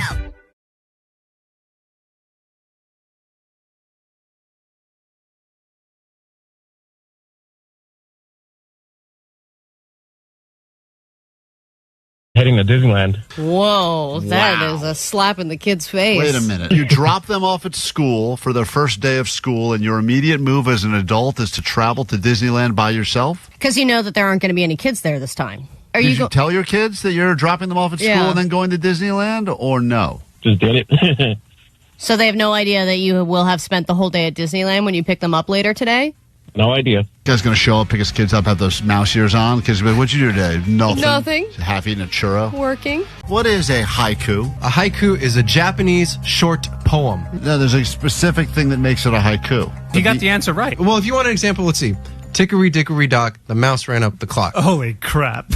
Oh, Omar, you still want to say he got the answer right? Wait, man. Can we just stop for a second and Is say... this your example? He said... You think that that's a haiku? You think that's Japanese? First of all, he started with tickery dickory. He didn't even get the first word of that one right. Tickery. Tickery, like the clock tick, tick, tick. Tickery dickory dock. I got it right. Give me another example of a haiku. Eeny, meeny, miny, mo. Oh, no. But wait, what's a haiku? 575. Oh, angel numbers, like 444? No. 9/11? 9/11? I don't know. Expensive to the whole country. 575. What about 575? Like the airplane? No, the amount of syllables. 575. 575. Four syllables? You got it. Why did you go? What is going on? What is this question? Biggest trending story of the day, I think, is always the new Apple iPhones announcements. And I know you're thinking we have a nerd that works on the show, our resident nerd, Jake the Nerd. Oh, it'd be great to get some kind of an in-depth overview. Right, because he would know all of the stuff. I mean, yeah, we get the basic stuff, right? A couple of phones, and there's cool new AirPods, whatever. But, I mean, Jake, as a nerdy guy, what were you most impressed by with the big announcements? Well, I don't know. I've been reviewing the new Spider-Man Magic the Gathering card, so I haven't been paying attention. Oh, my God. That's cool. See, this is never stuff that we care about. Universe is beyond, dude. Jake. What? Spider-Man Magic the Gathering is coming out next Friday. Jake, did you see that someone texted us, DM'd us a picture of a store, a Magic the Gathering store that had a sign on the door that basically said, "Don't enter unless you've showered and you're wearing deodorant"? Is that the place you play Magic the Gathering? No, but those are pretty common, though, actually. They are? I mean, I've seen those signs before, sure. It's like their Sure. version of no shirt, no shoes, no service? Yeah, exactly. This person, I got to find this text. Is this not where you go and play cards, though? Because a lot of people that sent it said, the person who sent this, I'm convinced this is where Jake plays his cards. This must be where Jake plays his cards, to have that sort of a aggressive sign on the door. But do not enter unless you are wearing deodorant and have showered in the last 24 hours. Whoa. There's a place that I used to go to that actually kept spare deodorant in the bathroom. You will be asked to leave if your attitude or your smell is disruptive to the game. This is like a big problem at Magic the Gathering tournaments. It's been known to happen, yeah. Huh. So it smells like, what, an NFL team locker room inside any given card shop? No, because those guys smell like real men. This is like gross nerd smell. Hold on. So Jake is not able to give us any information about the Apple event, which is too bad. I Hold can tell on. you about the new Peacemaker. Hold on. Hi, you're on K-Rock. Good morning. Who's this? Hey, guys. It is Jake, the useful nerd. Oh, we have a better Jake the Nerd, a useful Jake the Nerd. Oh, my goodness. Wow, why are you calling? I wanted to discuss some of the cool updates and new tech products from Apple. Great. This is what we were looking for. Oh, my God. He sounds good, too. Wait. Let's hear about the Spider-Man cards. Hey, Jake the useful nerd, you sound so much better. Our Jake the Nerd sounds like he's talking on an old microphone from like a Radio Shack. You sound great. I am calling you on my new phone from my large house that has no odors. Oh, man. Wow. I bet places he goes doesn't have signs on the window. That's amazing. Wow, that's great. Yeah, thanks for calling, Jake the Nerd, Jake the useful nerd. We got a lot of questions about the iPhone. What did they announce? I do have a dog. I let him... Oh, wait, well, I got the order wrong with the script. I bet you don't even have a dog, Jake the useful nerd, huh? I do have a dog. I let him roam free in my yard so he can get plenty of exercise. Great question. Okay, well, thank you. I do the same thing, actually. Jake, you don't have a yard, and you never let your dog... Yes, I do. You never let your dog out of its I want to hear backpack. from Useful Klein. Have you seen the pictures that he puts on Instagram of his little backyard cactus? That's all it is. It's just a cactus in the yard. And he's like, living the dream. Enough with Jake our nerd. Okay. I want to talk to Jake this Jake the useful nerd. What was announced at the Apple event? Great question. 3 new phones. from a standard 17 to the 17 Pro Max, as well as a thinner phone called iPhone Air. Speaking of thinner, you can lose your own weight at Lazara.com with promo code Jake70. Because I have lost 70 pounds. Oh, wow. This He guy's- even lost more weight than you, Jake. That's so cool. How much weight did you lose? I lost like 45 pounds, but This- you already said I was losing too much. This guy lost 70. This is Well, the that cool. means he was a big fatty. You can call names to useful Shut up, nerd. fatty fat. Hey, Jake the useful nerd, in all seriousness, how much are the phones going to cost? Jake, do you know, our nerd? Do you know how much they cost? I have no idea, man. I was Jake the watching useful nerd, what do they cost? The iPhone 17 retails for $799. The iPhone Air is $999, and the iPhone 17 Pro is $1,099. That's so cool. Very clear. Thank you. Thanks for explaining that. I plan to buy all three because I don't waste my money on rocks or weird finger paintings of monsters. Cool. That's smart. That's what our. Why would you buy all three? That's a waste of money. Hey, Because he can. He saved the money. Hey, I like his investments and everything. He's getting 3 phones. Finger painting. Very useful stuff. Thank you, Jake. Thank the nerd. you. Not that funny. Thank you, Jake, the useful nerd. Okay, I have to go. Okay. I'm about to eat a table burger. It's a hamburger that I eat while sitting at a table in my kitchen, which is just a kitchen. Wow, that's amazing. Wow, that's Jake the useful nerd. Table burgers. Oh man, that guy seems Table great. burger on a real table. I like that Jake the useful nerd. He's a good guy. Hope he calls back.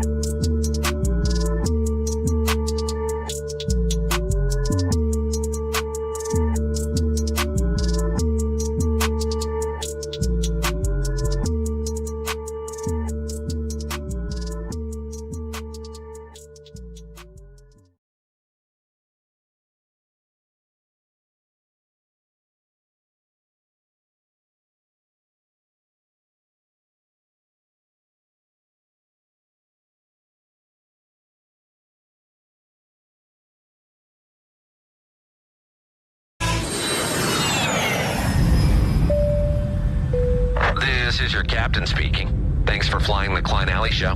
The only airline with no snacks, no leg room, and yes, tickets to K-Rock's private show with 21 pilots floating somewhere out the window.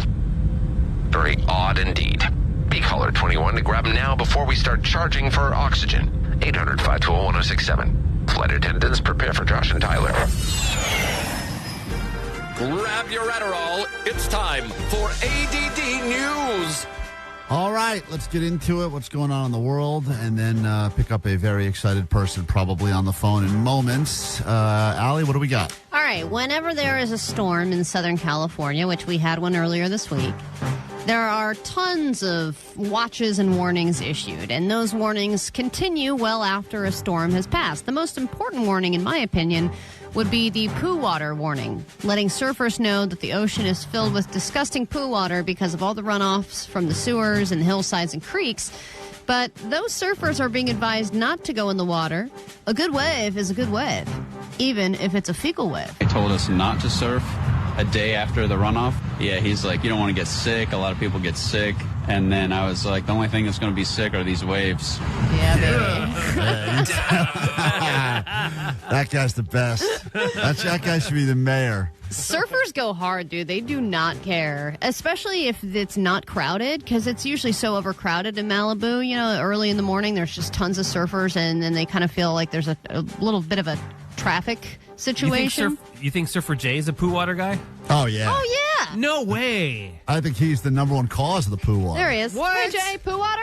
Yep, thumbs up. Thumbs up. Oh, man. Okay. Hang 10, dude. That guy didn't stay away. He's all about the water, man. They're not afraid of any of the stuff that would make normal people scared, like poo water or sharks. They don't. They thrive in that. All the things that we're afraid of, like poo water and sharks. Yeah, they don't care.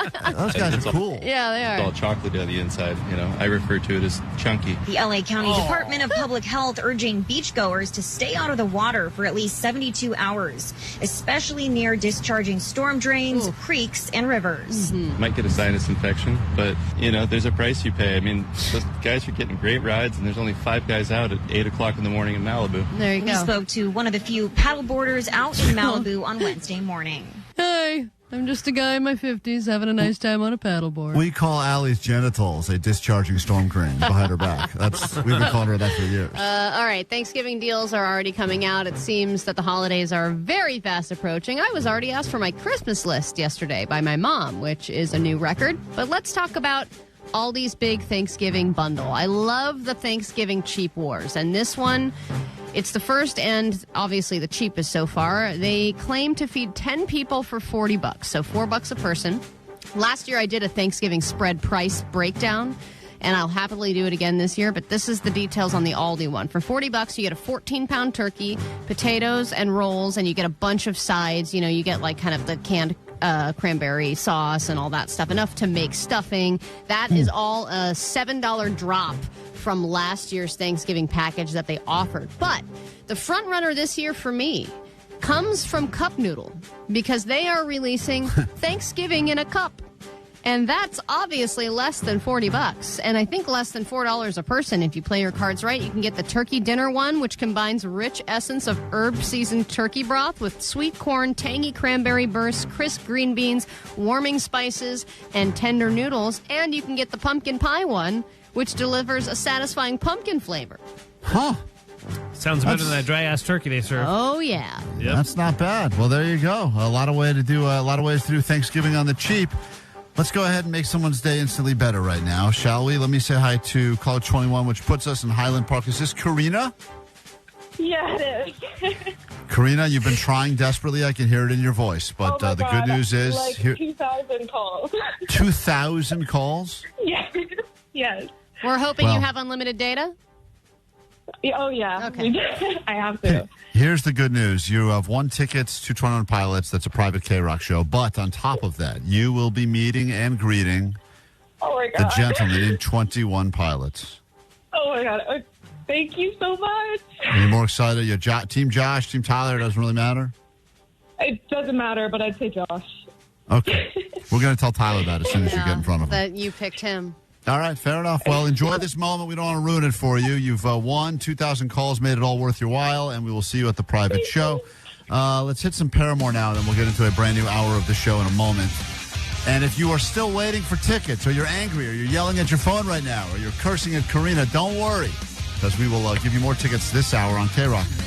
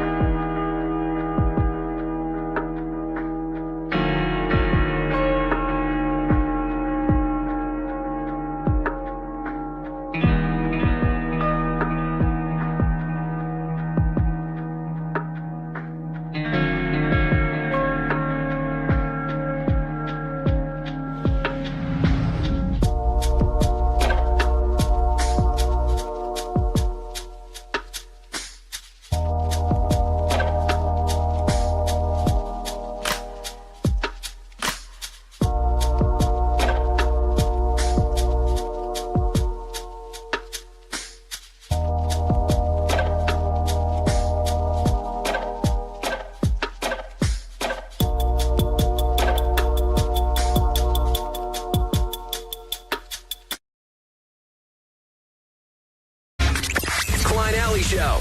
106.7 KROQ FM in HD Pasadena, Los Angeles, Orange County. This is the world famous KROQ. Good morning. Welcome to your KROQ. It is the Prequend. We are Klein Alley Show. Pleasure to meet you. Thanks for coming back for more, or just keep calling and calling and calling until eventually you're the right caller. Caller 21 for your 21 Pilots tickets. That'll be happening again this hour. This is the hour we start doubling up the tickets, private show, and the sold-out BMO show. You'll get to see them twice within a week of each other right here in Southern California. That's what it's all about. If you're new to the show, you're wondering who the hell we are, or you don't care. Regardless, let's introduce ourselves. I'm Klein. That's Allie right there. Hi. You got that guy is DJ Omar Khan. He's the audio sniper, of course, in the background. The arbiter of sound. Also Arbiter the of resident, audio, man. You know resident this. nerd. His name is Jake the Nerd. And he knows nothing about robots, apparently. We learned that earlier on the show today. And then you've got producer Vanessa, addicted to chicken and Not true. cocaine. She's putting her hands up like, that's right. Not true. And Postmaster Johnny taking the calls right now in the back at 800-520-1067. You'll need those numbers this hour if you'd like to join us and prove once and for all that your generation reigns supreme. The return of Generation Wars coming up this hour, and we have a great prize because you will win your way into the 21 Pilots shows, plural, if you win Generation Wars. So be listening and be ready to join us for that. We also have that podcast that Vanessa likes that we've never heard that's once again starting a fight with us because they hate us still. I don't know why this feud just won't seem to die, but they constantly just start yelling at me. I don't know how they don't hate Allie. They just hate me now. Do we need... There's enough hate, okay, Jen, to go around, all right? I'm sure they're going to get around to hating me eventually. That's right, Jake. That's the woman. We're not doing this feud very well. No, we're not doing it because it's really a one-sided feud, and for some reason, all we do is play the clip of that woman yelling "nasty bitch," which is actually a great clip. And apparently, I guess one of their friends heard it. They always talk about how no one listens to the radio; they only watch their YouTube show, and the radio's obsolete, whatever. So. But yet people keep approaching them that listen to our show and go, hey, I think I heard them talking about you on KROQ. This is the latest of the feud, Allie. Apparently, we have more beef with a radio show, but the radio's so irrelevant we literally can't find it. We can't find the beef. Oh. It's so sad. At Lizzie's baby shower, which we're just about to talk about right now, but one of her friends walks up and she goes, I was listening to the radio, and... It's funny because their setups every time to where they want to start talking bad about us is that no one listens to the radio, it's obsolete. But every time Except they've gotten their into... friends. Right. Every time they've gotten into a conversation about... and then a friend approaches, you won't believe I heard them talk about you. So clearly, your friends either suck... or your friends are obsolete, or they're not your friends, or you're wrong. Somebody was talking crap, and then I was like, I think this is about Lizzie. And then as they're giving more details, I said, this is definitely about Lizzie. Apparently they know I'm pregnant again, too. Which is incredible. Yeah, listen, thanks for the congratulations, Klein. And so I've been... So, yeah, Vanessa... I don't want them to hate me. Vanessa's a super fan. She's a super fan. I'm a fan of that whole fan. Yeah, and she gets really mad. She wants to produce that show instead of this one. No. Dude, if they offered you a job, would you leave? No. She said, we asked her that on the lie detector, and I think that she said she wouldn't, but it was a lie. I wouldn't leave. I wouldn't leave. Yeah, I like that's a okay. live show. Oh, I wouldn't leave. The whole reason this show even made it onto the radar is because we were talking about shows that are things that help us fall asleep. And Vanessa said she loves to listen to the show as she falls asleep. This show heard that and got all because another one of their friends listened to us talk about on the radio and got real mad, and they thought that Vanessa was. That's falling asleep stuff. That's when that woman I think called someone a nasty bitch. I forget who, but and then. I think we just went on the air and said, I don't know why they're so mad at us. I don't even know what was... I thought Vanessa said a nice thing. She loves the show. She loves their dumb show. Right. Loves it. So now what did they say? Well, this. Thanks for the congratulations, Klein. And so we've been spending all morning trying to find them talking about us. And Which, by the way, a most maddening affair. I've never done a task for the SIP that I've hated more than trying to listen to that show. Great. Thank you for that. Omar, put that into some imaging. That would be great. I'd like that in our production. On double speed. Because no one cares about your show anyway, Klein. Well, no one can find the receipts. No one on Reddit is talking about you, Klein. And so I asked the Sugar Chat, I'm no, like, that's can actually you guys... not true. They are talking about you with your 21 Pilots interview. That's right. Have you seen the 21 Pilots fans? Oh, yeah. They hate you. They hate you in Reddit right now. There's thousands and thousands of people talking about me on Reddit right now. So get your facts straight. Sip that. You nasty bitch. Nice, good one. Did any of you hear this, or do you know? Did I say we're not good at feuds? Vanessa, stop defending me. I just want them to know if you want me on their show, I'm down. Not to produce. That's it. Vanessa would like a job there. That's what she's saying. No, I wouldn't okay? want a job. Did any of you hear this, or do you know where we can access the clip? And everyone's looking but can't find it. And Linda, she goes, you guys should call the radio station and dedicate actually Romantic to them because they're so obsessed with the SIP. Period. Yeah, can we call in? And then more people are dropping their phone line to call in. We should call. Should I tell them? Do you guys want to call and say, can you guys play Actually Romantic? I'll Love call. the SIP? Yes. Their phone number is, for Do you want me to on-air contests. Oh. 800. This isn't on a contest, though. 955. Nope. It's not our number.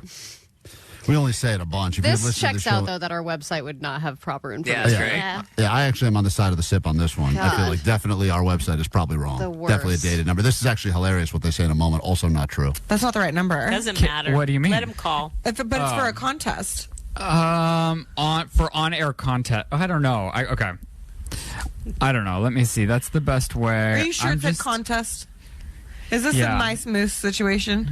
It might have to be a thing where you're listening and then they're like, call in now. You have to pay to access their archive. Nope. Not true.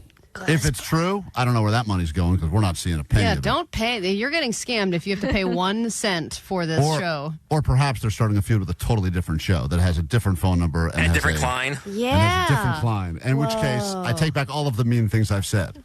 But I'm pretty sure it's us because Vanessa is well aware. She is a Every single time it happens, I send you guys a text. It happened again. I get so excited. Dedicated fan. She loves your show. I don't get it at all. I've heard enough of it to know it's not for me. But Vanessa is a big fan. Somebody said. Oh, I think we should work on that though. Oh, somebody had said they found it though. Sorry, I'm gonna stop just scrolling this chat because No, we love when you just scroll the chat. I don't think anybody. We should be Is more this like not them. is this not a podcast where you can edit things out? And No, only once a week. That's Oh a my once a week thing. God. They're putting their best foot forward. And that's what I The call 15 minutes where I'm scrolling aimlessly for a phone number, let's keep that in. I think That's good times stuff. a week to find it. Jesus This is God. good. We're going to start a war with another show and talk about how obsolete and No, Lord. obscure they are. And then we're going to sit here and prove how great the future is as I scroll for random facts on a website. Oh, man. So anyway, that's Vanessa's You favorite had show. 6 days to find that. I know. You had lots of time. And you know what's great is that they're telling their listeners to call us at no specific time on no specific day I was to gonna request a song that we don't play. I was going to say it's bad that we haven't gotten one call from their listeners, but they only gave out part of a wrong phone number. So clearly they couldn't Yeah, find call it. 800-955. But when the next one of your friends tells you that we chatted about you again, you can tell them back, why are you listening to the radio? It's obsolete. And that's our cue to play some Chili Peppers because that's what we do on the radio. That's what we do. That's While you right. scroll for phone numbers, we play Chili Peppers over and over and over again. That's the difference, the radio difference.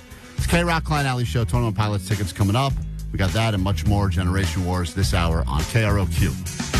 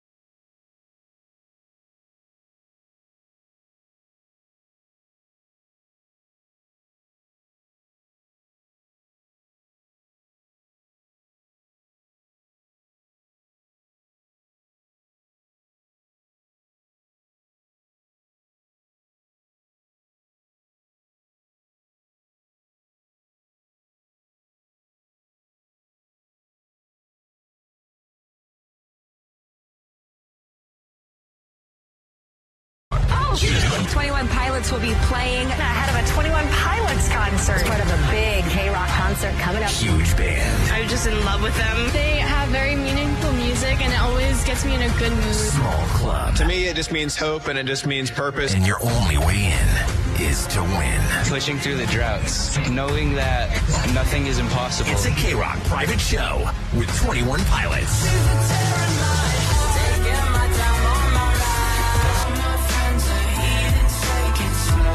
What's up? This is Josh from 21 Pilots. KROQ is hosting a private show with us at the Bellwether. Listen from 9 to 5 for your only way in. Plus, we'll hook you up with tickets to see them again at BMO Stadium October 25th. We have a list of people that we would wish we could turn back time. KROQ's private show with 21 Pilots. Courtesy of Atlantic Records and Live Nation. Keep it on KROQ for your only way in. On the world famous KROQ. KROQ.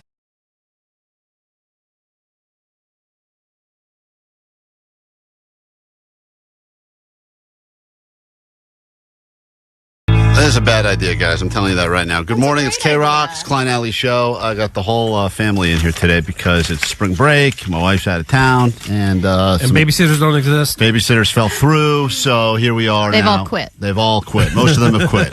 So I got my dog in here. I got the kids in here now.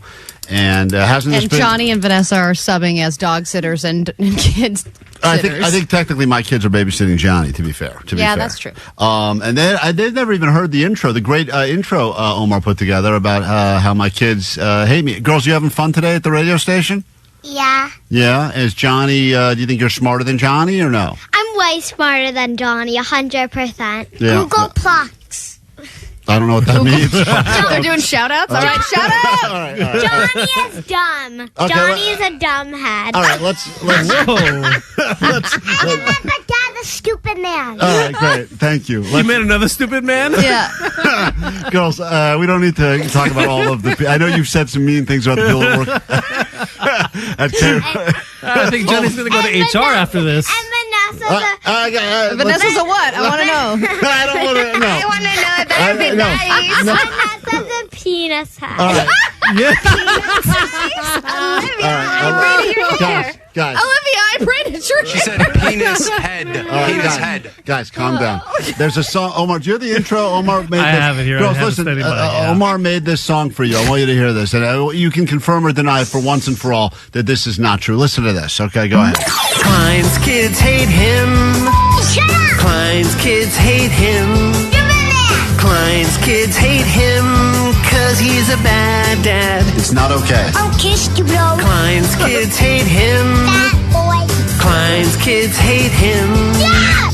Klein's kids hate him because he's a bad dad. What? I want this on your radio. I do not want to do the same on your radio. You are crazy, Dad. All right. Girls, what do you think of your intro? Do you like the song that you guys are a part of? I hate it. Okay. I hate it. All right, good.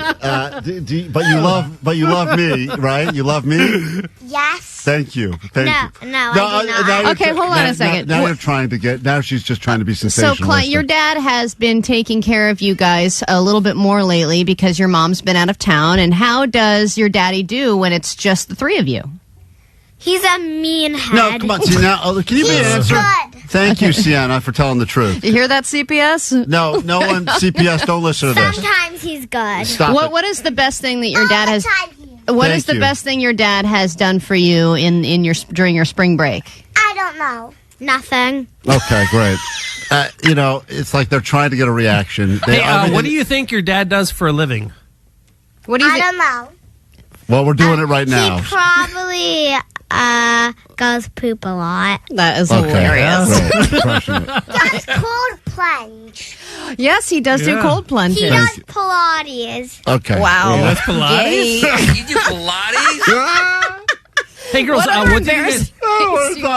Can we stop doing this?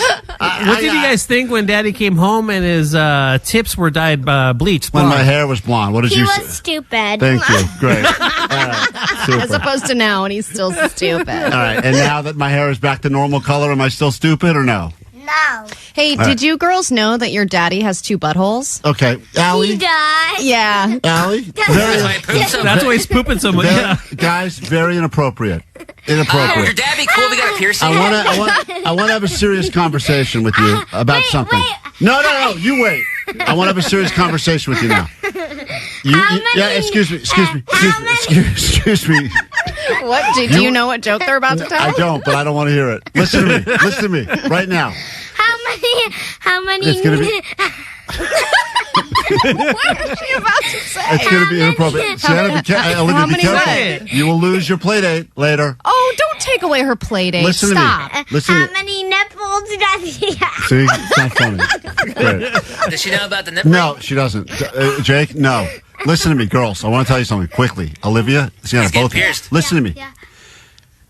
You've been playing a lot of Roblox lately. I don't know if you heard yesterday. There's a big story that happened where a kid was playing Roblox and then got abducted by a kidnapper. And we talked about what happens if you try to get kidnapped. And what is your plan? What happens if you try to get if someone tries to kidnap I'll you? just say no. You're a stupid head. All right, good. And what is your plan, Sienna, if someone tries to kidnap? Because it's so easy. You can just say whatever you want to them or just run away on Roblox.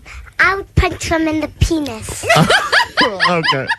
That actually is a great answer. Yes. And call Spencer. Okay, goodbye. All right. And call Spencer. Who's Spencer? I don't know. Is that the real dad? Probably. Thank you, girls. Make it.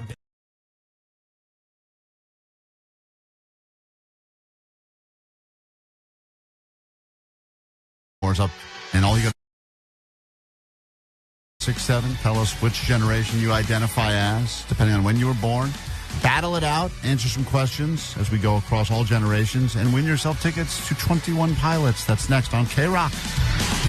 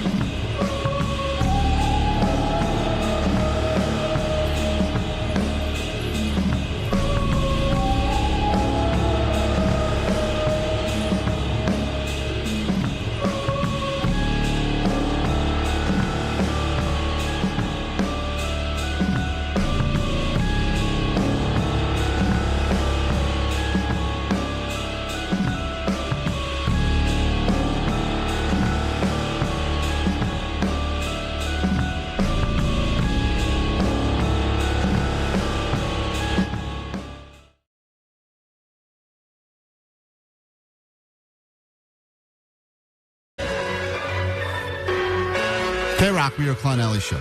Hated by some, loved by others, and some people just don't care. Regardless, we get you tickets to 21 Pilots, and you can win them right now to not one but 2 shows. You get to go to the BMO show. It's a sold-out show. Also, we get you to the KROQ private show. And the way to win your way in now is not listening for the pilot. That's been super helpful. We appreciate our friendly pilot that's not focusing on actually getting people from place to place safely. He's wasting all of his time to give away tickets to you. But if you prove that you know more about other generations and your own than anyone else, now would be a great time to be on the phones at KROQ for the return of Generation Wars. And in case you're wondering, What am I exactly? I like to do viral dances, but I also am a big fan of the slinky. You could be confused, and Allie will break it down very easily right now. Yeah, so if you're a boomer, you probably know you're a boomer, but you were born between 1946 and 1964, and you talk about the good old days a lot. If you're in Gen X, you claim you are the best generation, the greatest generation, born between 1965 and 1980. Then you get into millennial territory. That is 1981 to 1996. There is a couple-year bubble there that I believe Klein falls into a Zennial category that's controversial. And then you get to Gen Zennial for life. Zennial for life. Then you have Generation Z. Gen Zers are born between 1997 and 2012. Everything after that is Alpha and Beta. We are restarting the alphabet now. So if you believe that you are a good representative of your generation, so much so that you'd like to get bragging rights, of course, this is important. We went through, a month or two of this. We couldn't get a millennial to win. We couldn't even get a millennial to answer a question right. Then that has really shifted. And I believe that the current reigning champion in Generation Wars is a millennial. But there's been some great competition between the Gen Zers. In fact, I believe now the only generation that has never won this is the boomer because they cannot get through on the rotary phone. They keep dialing. Which is crazy because you'd think they have the best connection. And they would know all the questions because they should know everything from when they were born to the modern day stuff. But they always get Jeopardy so much. They always get tripped up when we get into modern day stuff. So let's officially get into it. This is time now for Generation Wars. Generation Wars. Hey, where's the beat? Are we busting or what? You kids and your TikToks. Gen Z is lazy. Generation Wars. Say hi to Chris. Chris is our first contestant representing Gen X. Chris, what makes you a good representation of Generation X?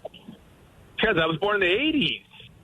No, I was born in 73, but I grew up in the 80s. Sorry. All right. Do you know when you were Off born? to a great start. Off to a strong I do know I was start. born, but I've always said I'm an 80s kid because, I grew up doing all the cool stuff.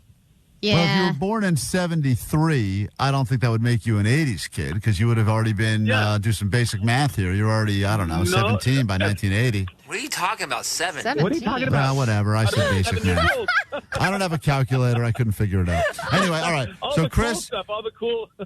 Yeah, I get it. all the Chris cool is going to be toys, the Gen all the Xer. cool When cartoons. Chris, if you know the answer to the question, you must yell out Gen X, and Allie will call on you, and then, of course, you can answer. But you're not going to be battling alone here. You will be battling from the generation known as the millennial, born in 1984. Is she 94? Born in 1994. This is Marisol. Oh, Marisol. the tail end of millennial. Barely squeezed into being a millennial. Congratulations.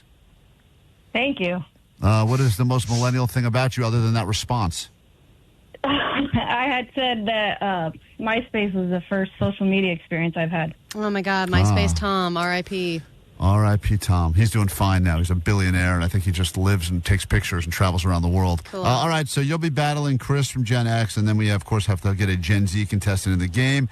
Kayla was born in 2003, and listen to this. This is the most Gen Z thing about her. She refuses to learn how to drive. Is that true, Kayla?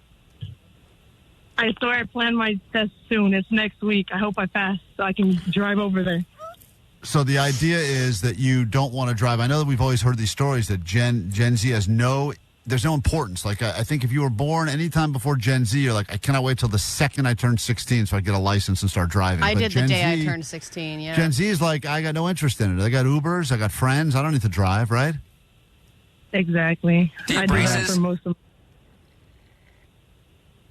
What was that, Jake? So do you have braces? Do you have braces?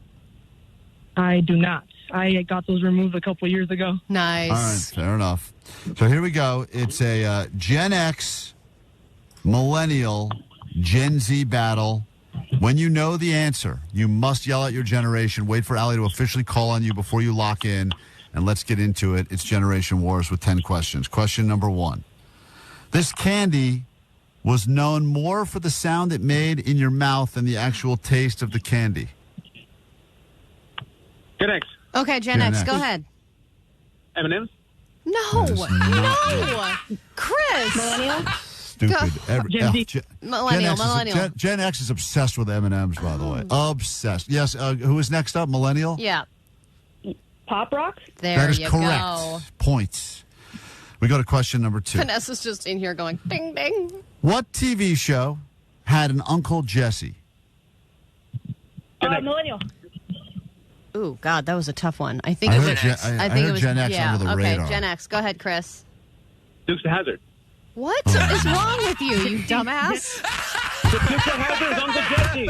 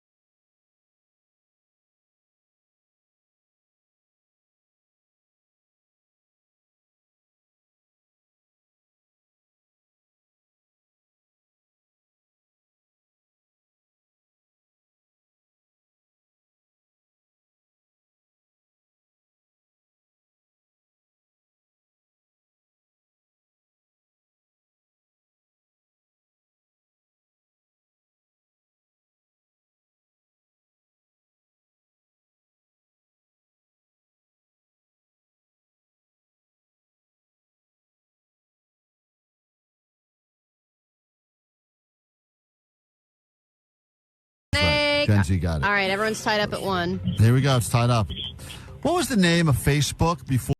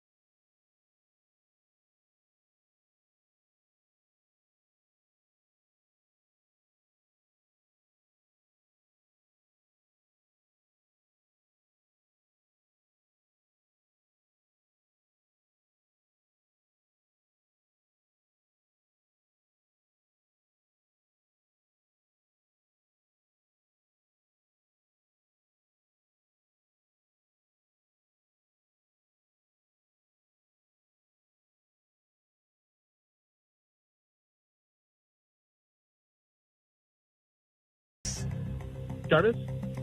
That is the correct answer. There you go. So, Allie, do we have a winner? Can we please just never do this again? It's We all don't tied. have a winner. Everyone is tied. It's all tied? 2-2-2. You gotta be kidding me. We're going into sudden death generation wars, which we will get into I feel after like we've this been in one. a slow death. It's been a slow death. Get on yellow card. When we return now, we got 3 generations battling it out for supremacy, and we will come back with the winner and the sudden death after this. K-Rock.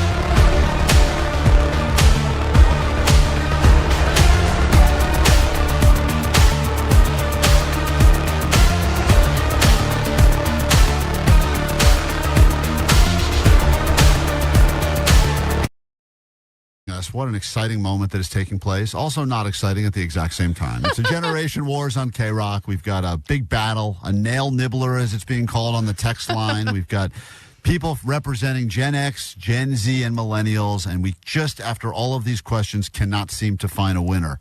So now we are officially, and for the first time ever, in what we call sudden death generation wars. So let's bring back our contestants. There was what's-his-face from Gen X, who loves M&Ms and doesn't like answering the right question, but he's a huge fan of Dukes of Hazzard. That would be Don't hold Chris. that against him. That's Chris.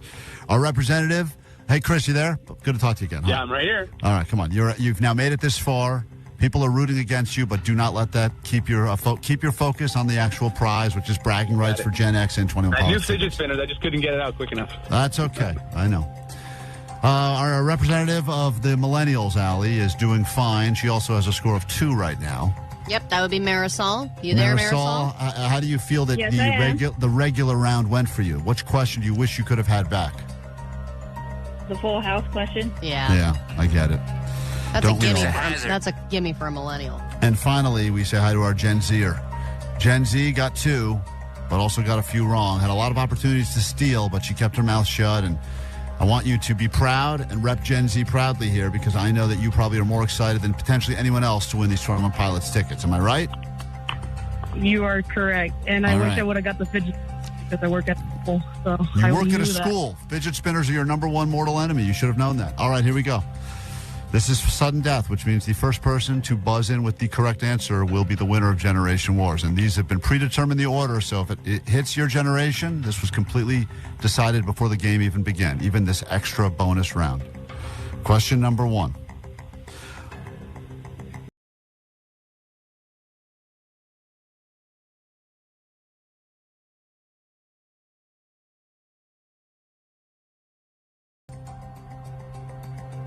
That was with Urkel. Urkel said it. Need What the show? What Family show? Matters? Family Matters is correct. Wow, Chris. And a come-from-behind win that I don't think anyone saw coming. Chris, Gen X representing. Gen Xers love winning because they love telling everyone. You will be going to not one, but 2 21 Pilots shows, so get ready for those shows. Or you can just be nice and give those tickets away to your millennial and Gen Z competitors if you'd like to. I cannot. I'm sorry. Okay, he will not do that. That's so Gen X of him. I know, so mad. Not leaving any wealth for the generation behind him, just taking it all for himself. That is Dying so typical. with his winnings. All right, well, congratulations, Gen X. You reign supreme next week. Your chance to represent your generation proudly. Quick break, back with more show and your ADD news next on KROQ. Klein Alley Show. Klein Alley Show. 106.7 FM. KROQ.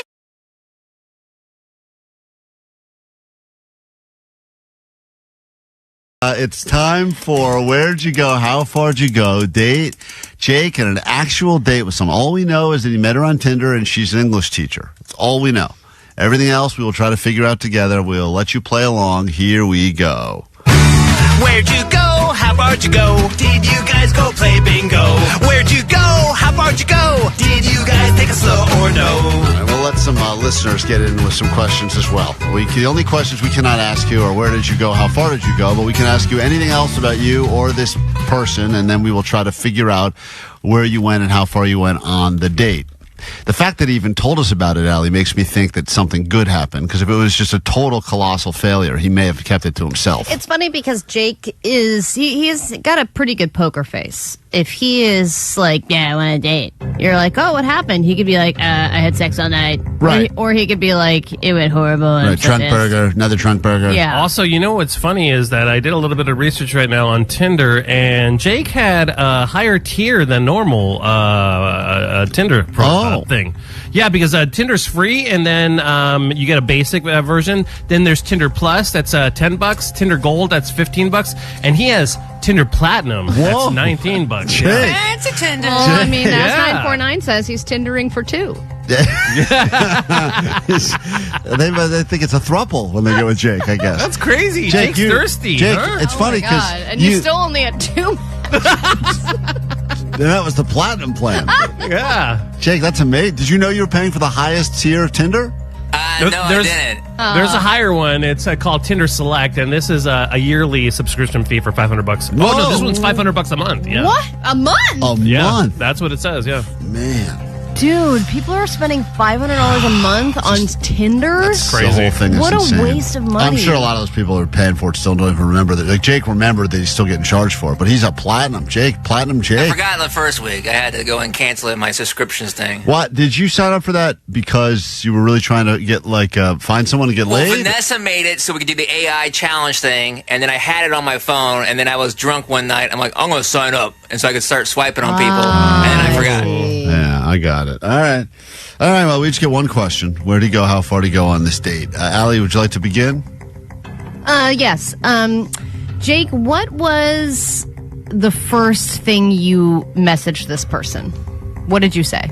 Are you real? I don't. I probably just like, hey, how's your week going? I think is what I said. Hey, how's your week going was your opening line? I think so. After we matched, something like that. Okay. All right, Omar, I got a question for Jake the Nerd. We're going to get into where he went, how far he went on this date in a moment. Yeah, I know a lot about. I mean, we work with the guy. You know what? I hear something that's. What's your landscaping downstairs? Oh. The same question you would ask anybody else. You're right. You got good approach. a ball throw action going on? What's going on there? It's trimmed. Oh. It's trimmed like how? Like short. No. Just short? Next. Like a mohawk? Like you got like a little landing strip down there? Or? No, it's all the same. All short. Oh, okay. Like how? What's the length? Like a half an inch? That's enough. A lot of detail. Jesus Christ. I need to write a new question because I also had a ball throw question. So I'll give you mine in a second. Hey, Maria, go ahead. You have one question now. We'll get into where he went, how far he went on the date. But what is your question for Jake the Nerd? Did he prepare with a trunk burger this time? Yeah, that's a good question, actually. I was going to ask something similar. You always have a consolation meal, and I know you're not as hungry anymore.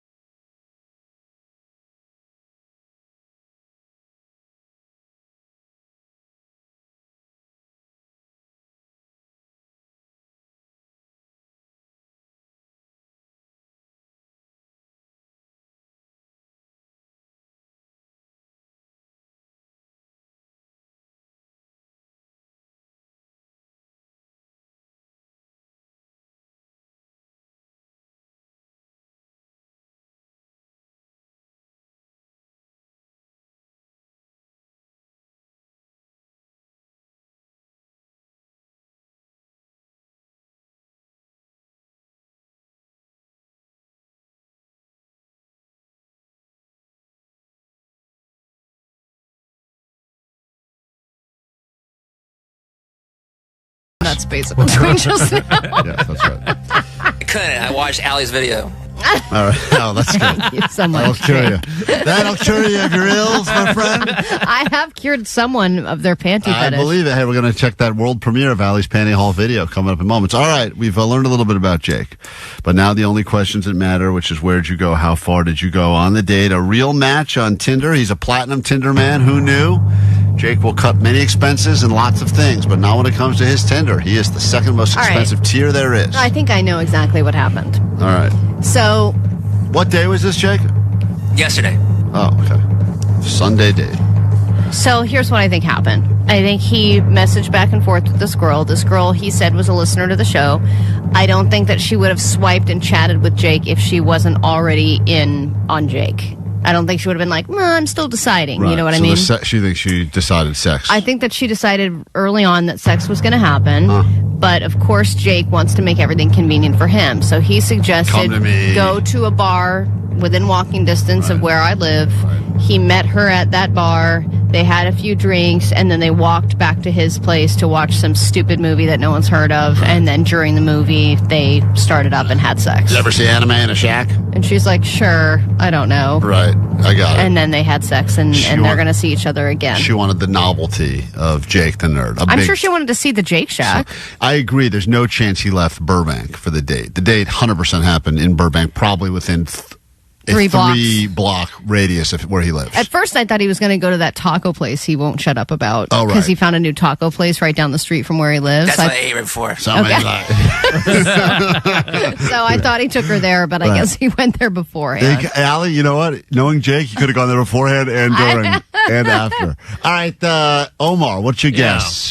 Jake the Nerd's big Tinder date. Where'd he go? Well, I How think, far did he go? Allie's absolutely right. She had already made a decision that she was going to go all the way with Jake, so they definitely had sex. Like she's into oddities. Yeah. And as far as the date, I think they just, they met somewhere. They went on a hike. I know Jake's a big hiker. I think they just wanted to get to know each other, so they went on a hike somewhere. Hike. Yeah. Interesting. We can hike for a 3-block radius around this taco truck. Yeah. All right, I'm going to let Maria play along with us because she asked a question. Maria, where did he go? How far did he go on the date? You're a woman. Maybe you give a different opinion. I'm a woman, too. Shut up, sir. Go ahead, Maria. I think that he took her to that bar that he always frequents, Mm-hmm. and he took Kibby, and I think that they did go all the way. Also, 3 guesses for all the way. Yeah, I think so. Platinum Jake. Also, He's all because backed Jake up. would be like, so what are we doing here? Right. He would be like, if we're going to do this, let's do it. At a good Kimberly, rate. you got to ask a question as well. I'll let you take a guess. Where'd he go? How far did he go on the date? I think he went to the same place, the bar that they said, probably had 2 or 3 shots. and got a little tipsy, maybe had another buzzball at his place, and then went all the way. 310 as an interesting guest on the text line. I'm going to guess that she went to second base with Jake's boobs, which is a great guess. Motorboat? That she felt Jake up for a change. Cool. All right, Jake, listen, I think it's very clear. And with all this, we are very happy for you if you did get laid. He didn't get laid. I'm pretty confident about that. He did have a pep in his step today, but I think it's just because he keeps losing all that weight. Right. Natural pep. I think that it did involve a park with his dog, because he probably had to go to the park anyway for his dog. Jake doesn't prioritize the dates, as you know. So it was, I'm going to take the dog out to the park if you want to come meet Kibby. They were at a park. I don't think his dog can walk anymore, though. Oh, yeah, she's all atrophied out because he just carries her around, lugs her around that cleave. I think. So I'm going to say I still think that it was a park date. Okay. It was definitely a free date. You ate before, so you didn't offer to buy her any food at all. And then after walking in the park, I think you said something like, you want to just come back to my place. She probably wanted to see the Jake Shack to see if it was anything like we talk about on the radio. Yeah. And I don't think there was, I'm trying to think, did she feel... I don't think there was hooking up at all. I think it was like a friendship thing, and she's probably also asking for a refund from Tinder. You know, apparently there are hints on Jake's Instagram story. Was this the woman who was dancing? Grab your Adderall. It's time for ADD News. We'll start with an Uncrustable controversy, and This is crazy. This is so crazy. Because, Allie, I don't even know how you're going to play out the details of this. I saw the headline, but I think that there are a million types of Uncrustables in the world now, and I don't know how any of them can claim ownership of the original, the OG Uncrustable. It is the question of, can you trademark a sandwich? That is what is truly at play here, Klein. It's a debate to end all debates. This has nothing to do with the new protein lineup of Uncrustables. It is about the imposter Uncrustable, as Klein said. So Smucker's is suing Trader Joe's for selling a mock version of their trademark peanut butter and jelly sandwich. And technically you can't trademark a food, but Smucker's claims they have spent $1 billion developing the Uncrustable. $1 billion? Which is an insane amount of money, but it makes them a lot of money. And when you want a sandwich that can also be a Frisbee, Uncrustables is the only one that comes to mind. But if you go to Trader Joe's, it's called the Crustless Peanut Butter and Strawberry Jam Sandwich. Wait, so that is true? You can trademark food? No, you can't, but they're trying to make a case that this particular item It would have to be confusing. should not be to a replicated consumer. and that it is trademarked with the way that they developed it. That's what they're trying to prove. What exactly is an Uncrustable? What makes it an Uncrustable? Well, that's a great question, Jake, because I'm sure this Well, will there's all no be crust, covered dude. I mean, it's in the name. Just a sandwich with the crust cut off? That's not true. It's not just crustless, okay? Jake's like, I can't figure it out. I keep buying the Crustables. It's just crust. You make yourself You've never had one? No. Oh, my God. They're the best. There's some in the fridge right now, Jake. I'll go run I and get have you one, one. I have one in my bag right now. Then why you keep them in the freezer and stuff? Because they stay good longer. Yeah, and they only take like a half hour to defrost, or you could eat them even like half frozen. They're even better. Yeah, I know. And That's they risk. claim you're not supposed to put it in the toaster or microwave it because the peanut butter jelly mix turns into lava and it burns your throat, but I do it anyway. Oh, dude, I haven't tried that. I'm going to try that. Been there, done that. It hurts. It hurts. It hurts Jake, bad. you're not living until you've got stories like this. Yeah, I Jake. have some lava in my mouth. Yeah. It's actually remarkable how many bands I've seen that we have had on KROQ and at KROQ shows that have requested in their dressing room, on their rider, they want a significant amount of Uncrustables. Such a great snack. It's the perfect snack. And also, it was greatly used by NFL teams, and it continues to be. And I think that's a big reason why they added the protein-packed Uncrustables, because they're like, well, if athletes are using them and swearing by them, why not lean into that, right? But the Trader Joe's ones, they are saying are different because they are more squared off in shape, and they are only crimped on one side as opposed to the all-around crimping of the Uncrustable. And Trader Joe's, though their knockoffs can be kind of crappy, these ones are supposed to be pretty decent and a lot cheaper. Uncrustables are not that cheap, especially if you get a big pack of them. That is true. I mean, it's like $10 or $15 for a box of Uncrustables, and it's $3.79 at Trader Joe's. Now, I'm going to read you a few different variations of Uncrustables that exist in the world because I would wonder how many of these other ones potentially could get sued. Summer Sammy's is one of the knockoffs that's out there. The frozen sun butter no crust sandwich, not a great name. Sun then butter. there's Then there's Crust-Offs. Now, Crust-Offs I've seen before at Costco. I've seen those, yeah. And that is another knockoff of the Uncrustables. These are just called Crust-Offs. I love the creativity and how people are ripping off Uncrustables. Yeah, I'll start one called No Crustables. Bye-bye crusty sandwiches. Those are called... Those, Is that real? No, that one I made up. But the others are very real. Crusty sandwich. But why not? And there is something. And then there's the Jam Witch. The Jam Witch is a real one as well. So these are all all following the same formula for the Uncrustable. Yeah, and it's not like Smuckers didn't create the peanut butter and jelly sandwich, but they did create this shape and the crimping and the whole idea that this is frozen and then you defrost it on the go. So if that's the process that they're trying to prove is theirs, they could have a case. All I know is my wife got my kids whatever the healthy version of the Uncrustable is from a Whole Foods or something, or an Erewhon, I forget, and they absolutely hated it. And she goes, "How was your Uncrustable today?" They said, "That sucked. Never send that again." Dude, if it's Whole Foods, it's probably just all crust. Just all the healthy crap. It was definitely like, the butter was not real peanut butter. The jelly was sugar-free. It's it was wheat, like a wheat healthy bread. alternative. And they were not having it. I'm going to defrost this Triscuit. Yeah, seriously. All right, almost a week after Diane Keaton's death, her family has revealed the cause of death for her, and she choked on an Uncrustable sandwich. Oh, my God. Isn't that crazy? No, sorry, on a Summer Sammy. Oh, that's okay, then. No, she apparently died from a bad case of pneumonia. And it's tragic to think about that because she wasn't that old. She was 79. But when you get older, these little things can really affect you. It's like when you reach 80, you are suddenly living back in the 1500s where, you can die from a hangnail, Right. That's a sad way. Also, I feel like pneumonia, which any of us could get, there's a bunch of, I just learned this because there's walking pneumonia, then there's a different type of pneumonia. Then there's an Uncrustable pneumonia. Uncrustable pneumonia, which is the knockoff. Costco has their version. Costco's pneumonia. You can't trademark pneumonia, guys. And some of them are contagious, and some of them are not contagious. Yeah. It's a very confusing, and you can't even spell it. So why would they? It's just let's simplify that for the general public. Didn't one of your kids have the walking one?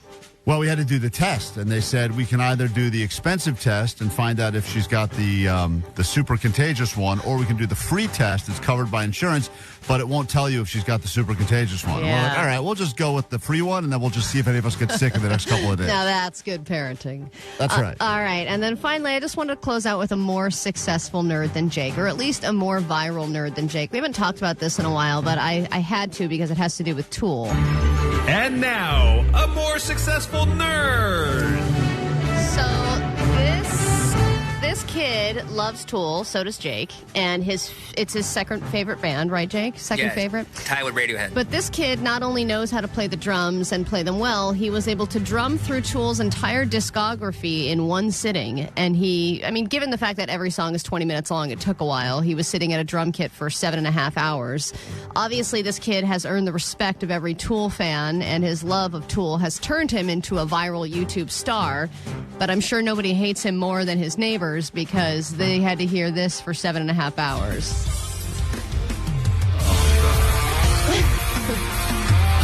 Just 7.5 hours of this coming out of your garage. That's cool. That's Jake's heaven. Yeah, exactly. It's like Jake's mating call. Oh, is this impressive to you, Jake? Yeah. I think it's impressive. How old is this kid? He's 19. Oh, no. What a dork. You could actually see just as much Maynard James Keenan at that kid's garage if you put it in an actual Tool show. For 0%. This I would rather see because I can actually see it. All right, a more successful nerd than Jake. Yeah. Well done, good sir. County.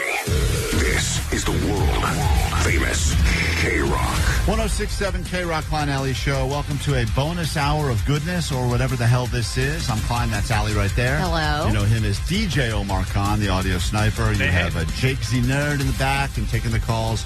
Postmaster Johnny, producer Vanessa, 800-520-1067. Lots to get into this hour, including tickets to not one, but two 21 Pilots shows, a private one, a big one at BMO. You get the big band in the small venue, the big band in the big venue. All the Josh and Tyler you can handle coming up later this hour right here on KROQ.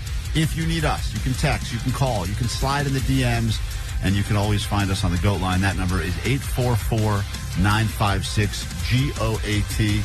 Allie, I'd like to play you this message right now that I think you will say is the worst message we've ever received in the history of the GOAT line. I'll be the judge of that. All right, here we go. Oh, now I forget what I'm going to say because I'm that stoned right now. Oh, well. Oh, yeah. I want to live in a marshmallow house with graham crackers as wallpaper. Is that weird? That is a man that currently lives in a shed that a man died in weeks before he moved in. So now he's picturing better places to live, and he's gone with a graham cracker marshmallow house. You know, I think about all the times that I've been high in my life, including the first time I ever got high, which I felt like was an acid trip. I've never been high enough to think to myself, I want to live in a marshmallow house with graham cracker walls. I just applaud Pantyhose Greg for going there. Yeah, that guy is not stuck in the current, in the present. He's always got his minds on bigger and better things. He's dreaming big. He's dreaming big. And then he followed it up with this. Oh, now I forget what I'm going to say. Yes, that happens quite a bit. I thank God he remembered. I wake up every evening.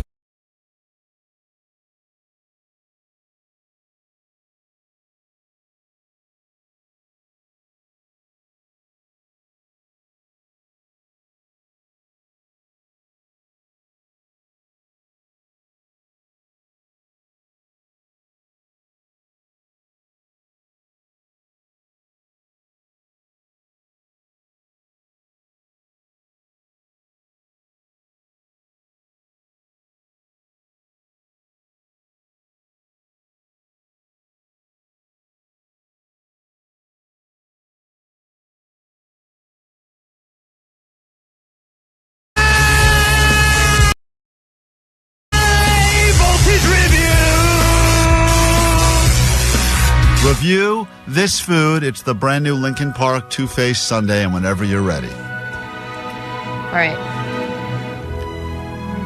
Oh, it's still so cold already.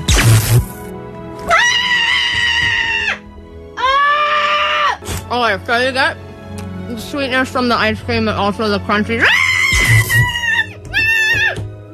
And, there's chocolate on the other side, which... definitely different on either side. I don't know which one's Mike and which one's Emily, but it's you got the sweet, you got the... Obviously, you got a lot of different flavors with the cookie and the crunch of the... 40 more seconds.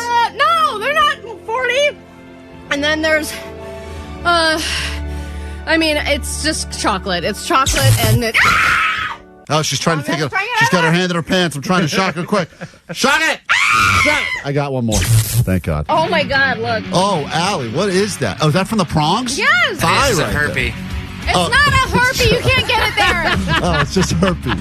Oh, the prong was on the other side. These are open sores. Okay. Well, apparently this is a very contagious high-voltage food And I need review. to renew my Valtrex.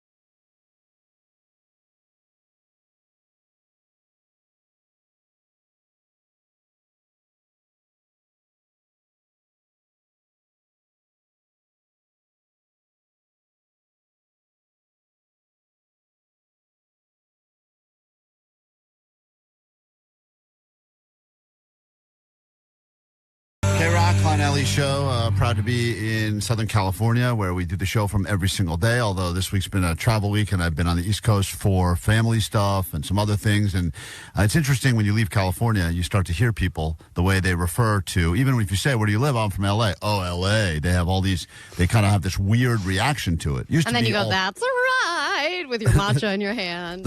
That's exactly what I do. How did you know, Allie? It's like you're with me. Yeah. But the part that's interesting is that Like SNL did their little sketch, The Californians, where they just basically made fun of the fact that all we do is talk about how we get everywhere and what roads we take to get places. And then I find myself oftentimes when having conversations with you guys about how we're going to get to a show or some event after, we immediately are like, all right, I'm going to take the 101, but then I'm going to cut over because really the 134 is the better cut through. And then I'm going to stay on Sepulveda. And then I realize, wow, we have become a stereotype of, we really are the stereotype that they show. It's funny. You'll call me on the way to a place and you're like, so where are you? I'm like, I'm on the 5. And you're like, the 5?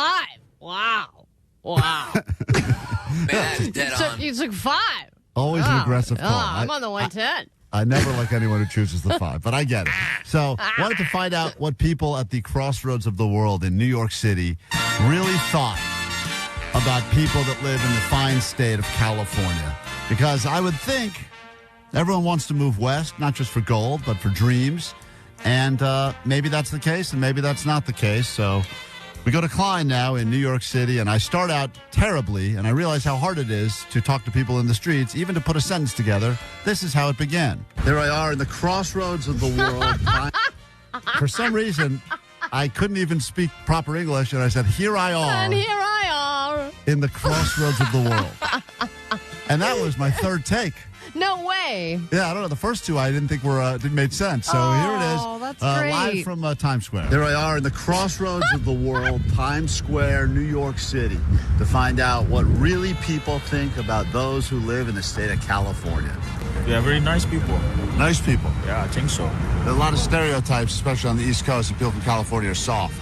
I don't think so, because, I met some people from California here in Times Square. I think they are very nice. What I know, they are, like you said, soft but no pussy, bro. Soft but no pussy. We'll take that. That's a win.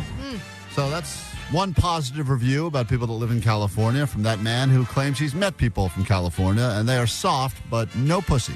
Yeah, but I think there are especially in New York, you're going to find people who think we're too nice. Because I feel like when I lived in New York, everyone was just transactional. It was like, I'm going to go into the store, I'm just going to get my stuff, and I'm going to go. And then when I moved back out to California, it was like, oh, people want conversation. Even if it's just trivial, shallow conversation, everyone likes to chat. However, the nice thing about being in Times Square is everyone you talk to is not necessarily from New York. I would argue most people probably not. They're from all over the place, which is why they do call Times Square the crossroads of the world. So it's a good place to get an honest assessment as to how the world really feels about California. I'm asking tourists what you guys think about people from California. People from California? Yeah. Love them. Absolutely love them. A lot of people on the East Coast don't like Californians. No, we've been there a couple of times and they're absolutely beautiful. Californians are good people? Yeah, they are, Anything in particular about them you like? Their attitude and their friendliness to tourists. And you guys are native New Yorkers? No, we're Australian. Oh, okay. All right, fair enough. So those guys are not from New York. I was wrong about that. Really? I was thrown by the accent. You really thought they were New Yorkers? Or? But they believe that... yeah, what borough is that action? Brooklyn, I believe. But they seem to thoroughly enjoy... Actually, it could have been a little Staten Island roll in there as well. But they said that Californians have a reputation for being nice. So that's two kind of people that agree that Californians are nice. Yeah, but I mean, I don't think it's fair to ask a tourist. I guess that means we're the most tourist-friendly, and I think that in New York, people just hate tourists. Here's when I get some real, proper New York appreciation. Excuse me, I'm asking people what you think of people from California. What do you think? There we go. That's what I thought. That could not be repeated on the radio, but it was rather aggressive, and I don't think he likes me or people from California. But I wasn't... Weirdest, limp wrist thing happening when he tries to dribble. Guy looks like he has two moms, if you know what I'm saying. Right.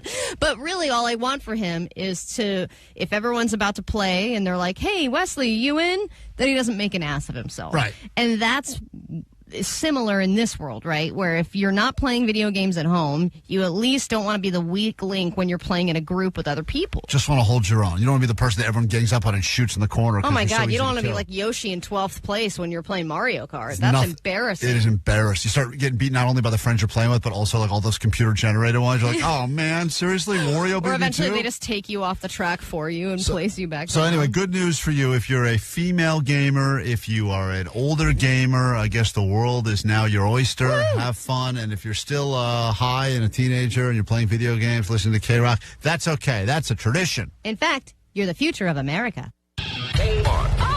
21 Pilots will be playing ahead of a 21 Pilots concert. It's part of a big KROQ concert coming up. Huge band. I'm just in love with them. They have very meaningful music music, and it always gets me in a good mood. Small Club. To me, it just means hope, and it just means purpose. And your only way in is to win. Pushing through the droughts, knowing that nothing is impossible. It's a KROQ private show with 21 Pilots.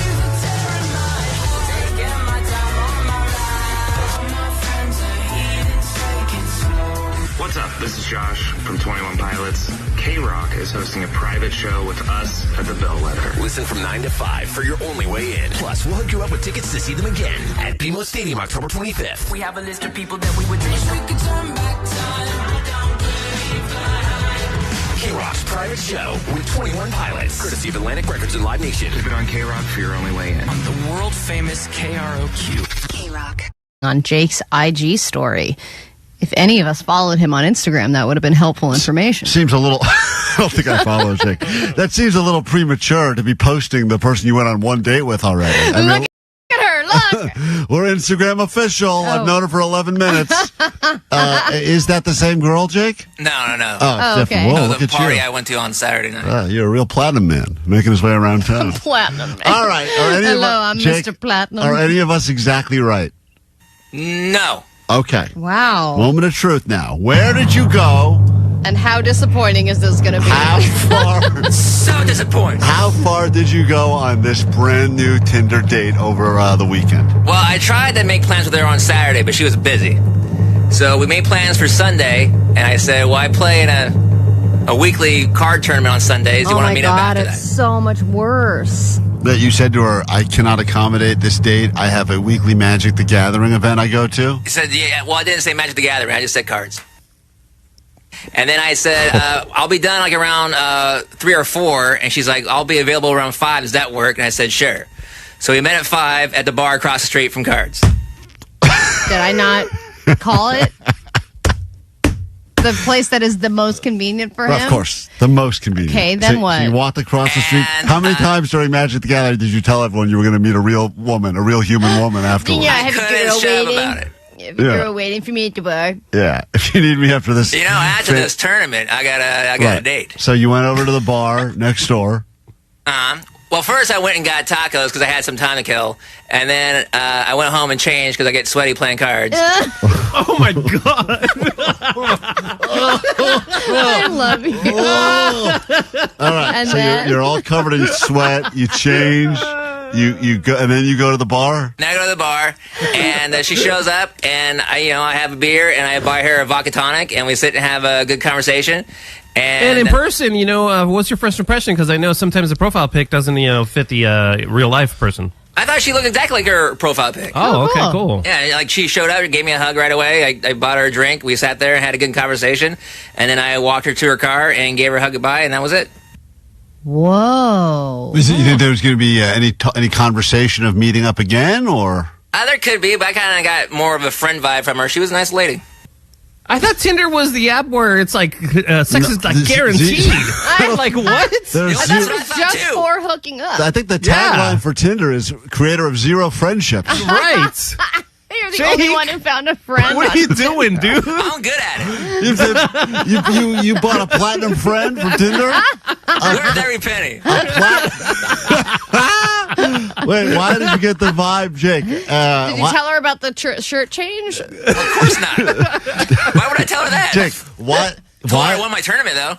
Oh, God. That's it right there. Just hear the sounds for drying up on the spot. Oh, my God. And she was a fan of Kibby. Yeah. So you brought your dog on the date, too. Of course. I Of bring her course, everywhere. he brings her everywhere. And So then did she say anything to the effect of we should do this again?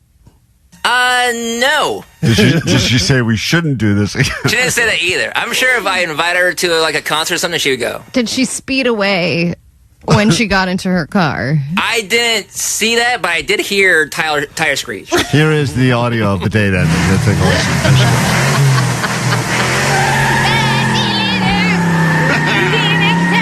All right. I think that went well. All right. Bye-bye, friends. All right. Well, Jake, congratulations. Yeah, good for you. What a story. Man, that's a platinum man right there. Jake the Nerd on KROQ. What a date, huh?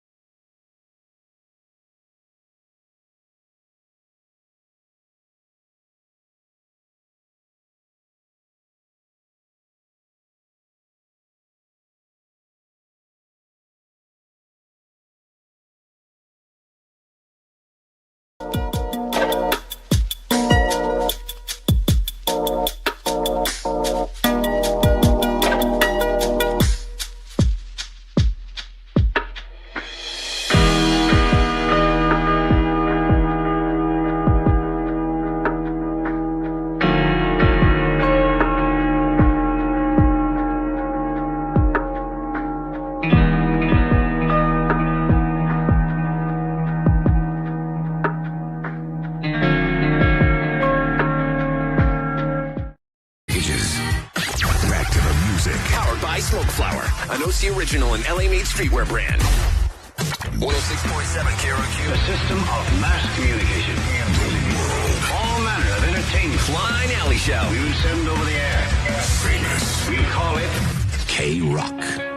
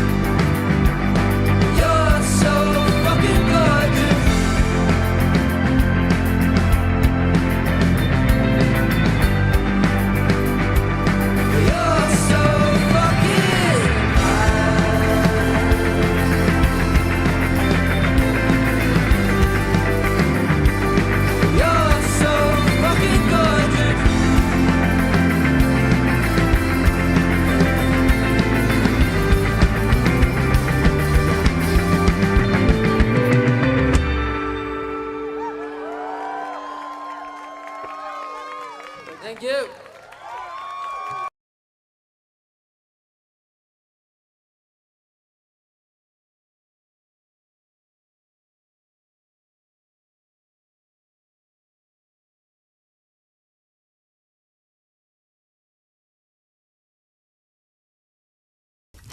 All right. Well, this is something I'm sure I'll regret later. But here Get you go. on with it. For your entertainment, I guess, why not, right? Let's do it. It was a Friday a few weeks ago, middle of January, where I got a call just after the show was ending from my wife that said, do you have my car? And I said, I do not have your car. And she said, well, then it was stolen. And I said, that's impossible. And lo and behold, the car was stolen. Had to go to LAPD. Clearly, it is not a priority because cars get stolen all the time. We heard from quite a few of you that have shared many stories of cars getting stolen, some getting found, some never getting found. And we got to a point where earlier this week, they officially deemed her car a total loss. And through insurance and everything else, we were able to basically, she got her new car over the weekend. So I thought it would be the perfect time to have Jake call her as a police officer. I don't know why I thought this was a good idea. It's great. It's a great idea. And so Jake decided to call and say, I know he didn't say he knew she had a new car. I knew that, but that they found her other car, and it was in this was her biggest fear, is that she would get her car back in drivable condition, but it would be so disgusting that she would never be able to drive it again, even though she would have to drive it again. So rather than be the supportive husband that I try to be on a regular basis, I decided, let's try to do something that could be fun for the show. And already I regret this, so take a listen. This happened yesterday after the show, and I have not stopped hearing about it since. Hello? Hello, is this the Danielle Klein? Who's this? This is Officer Medina with the LAPD North Hills Division. Hi, yes, this is her. Hi, great. I'm calling to inform you that we have found your Land Rover attempting to cross. Yeah, it was attempting to cross the border yesterday. No way. Yeah. I literally just went through insurance and I just got my new car. Oh, that's So great. what does that mean, though? I mean... Well, the good news is it's not a total loss. There are some scratches to the driver's side door. You're going to have to get a couple new tires and wheels. But you will have to come down to a San Diego tow yard and pick it up. Wow. Okay, this is... so now I don't understand. What do we do? Oh, well, yeah, you'll have to come down and pick it up. And then do you happen to know if, like, any of the stuff that was in it was left in there? Probably not, right? Well, there's probably... I'm sure these are not your items, because it appears as if the thieves were using the car as some sort of mobile drug lab. We found those are not. Yeah, we found it would be kids stuff. So I'm sorry? it would be kids stuff in there. Oh yeah, we found an abundance of paraphernalia normally associated with labs and shoot-up sites. So you might want to hire a professional biohazard team to get rid of all that residue and needles, etc. Yeah, I mean, I wouldn't want that. Yeah. Okay, so do you mind if I add my husband into this call? Sure, yeah. Sorry, because I'm not. Hold on 1 second. Kevin? Hi. You're on with the sheriff. I'm Officer Medina with the LAPD North Hills Division. What? Yes, I know. Yeah, we found your car attempting to cross the border into Mexico yesterday. Being used for drug paraphernalia. Well, it appears as if they're using it as a mobile drug lab. Right now, there's an abundance of paraphernalia in the car. It also appears as if they used the vehicle to transport livestock. There's a leftover droppings and feed and a smell that might not be able to get removed in the car. But we did recover a car seat that has also been soiled. And a brown coat was found in the car. Oh my God! Or any of those items here? I mean the car seat, and if it's a brown coat, yes. Oh, great! Yeah, those are still there for you. But the car is in a tow yard in San Diego, and you might want to pick it up as soon as you can because each day it's a $125 fee that will accumulate. I guess Kevin, I don't understand this. Can you go? What? Me? Well, I don't San Diego? It's in San Diego? Is this something that we can talk to insurance? I mean, I don't want a car back either that had drugs in it with kids and drop-ins. The problem is that they find the car. It's now we have to... I don't think so with insurance. Officer, is there a certain amount of days where you have to find it where it's not considered a total loss? Yes, if we find it within 90 days, it's still your responsibility. So I believe I have it here. It's January 17th. Is that the day? I don't know. I don't even know. This is insane. I've never... So nobody's going to drive around a car with droppings and drug...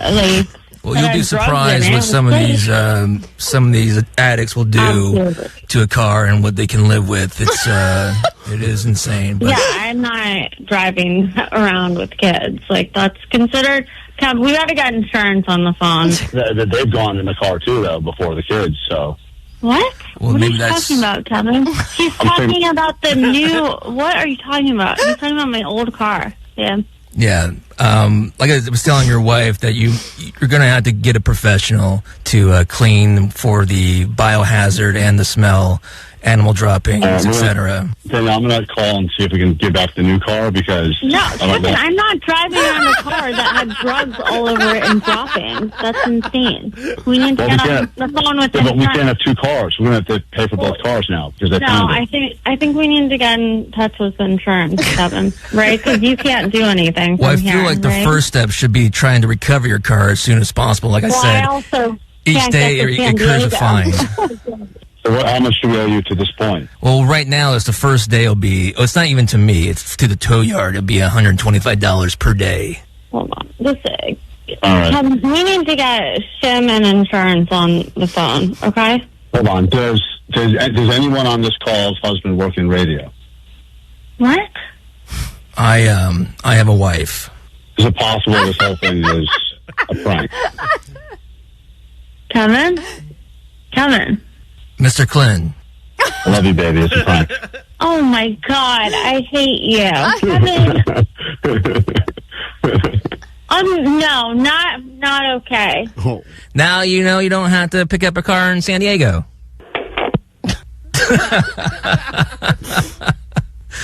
She hung up.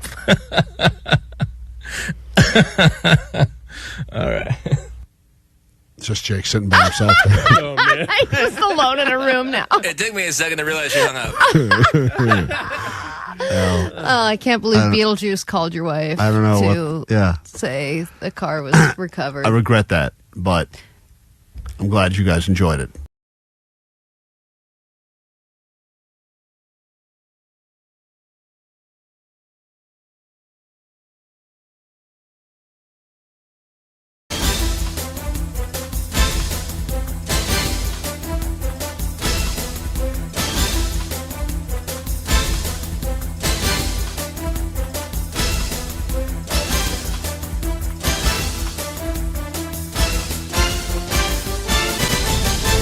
Yes. Oh, there she goes. Now she's slapping the hot dog on her face.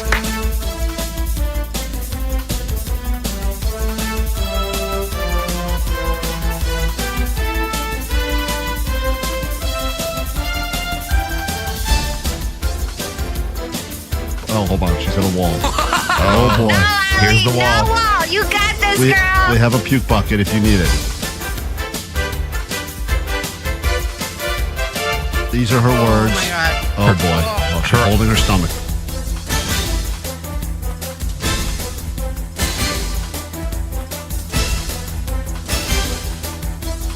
She's got 5 down. The 5th dog is completed. 5 hot dogs and 5 buns. 2, 1. That is a time. Time is up. Oh, yeah. Allie, hold on 1 second. Hold on. She's got her hand on the tray right now. Man, she does not look good. No. You're watching a clip from yesterday's show. Sorry. Klein, have you given up on making new friends at this point in your life? Oh, yes. Okay. Yes.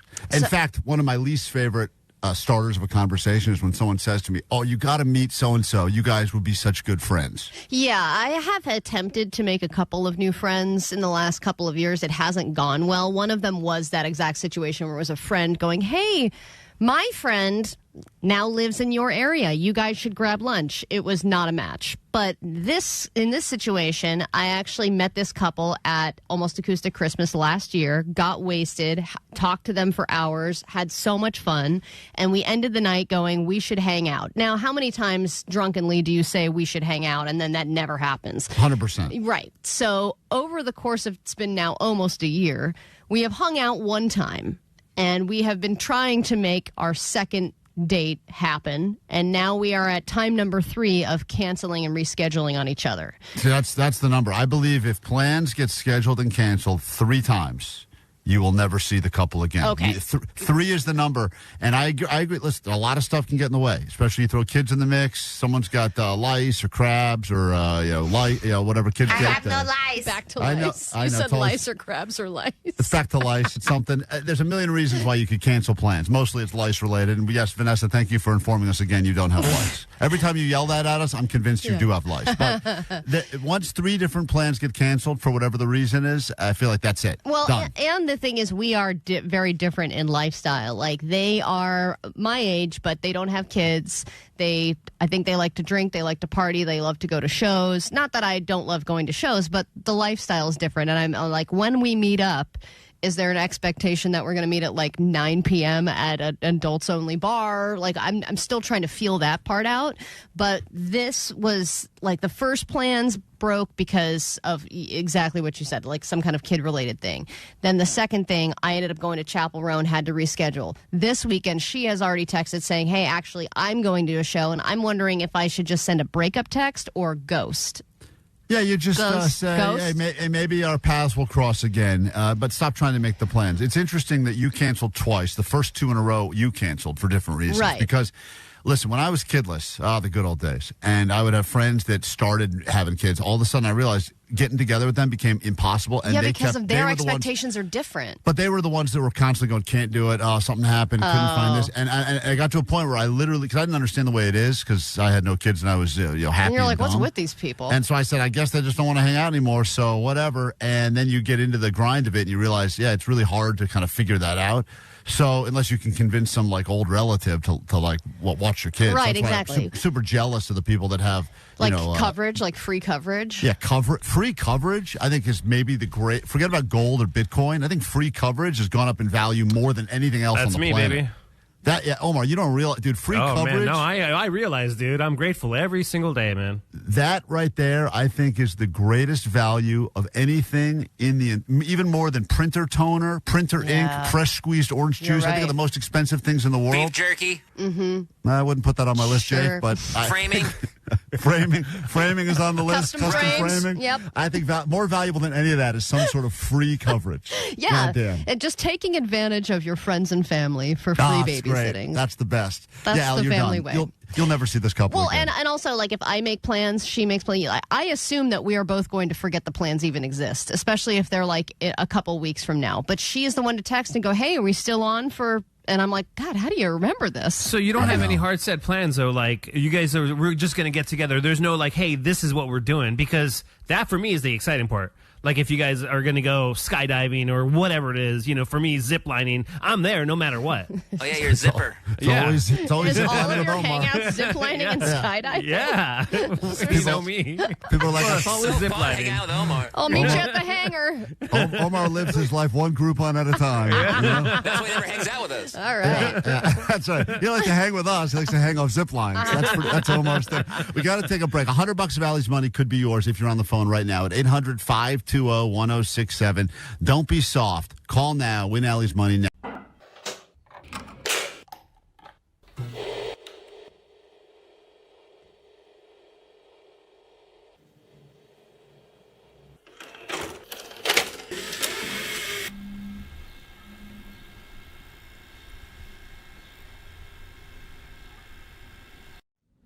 Oh, good, a cartoon. I hope you're high. Kevin Klein live. Kevin Klein live, hello. I was trying to find out if today is the day for the $105. You want the $105 cash? Yes, ma'am. Yes, sir. All right, what's your favorite morning show? 105. 105 what? Where they have the jazz and the soft music and the mellow music. And Yeah, you're listening to 105 Jams.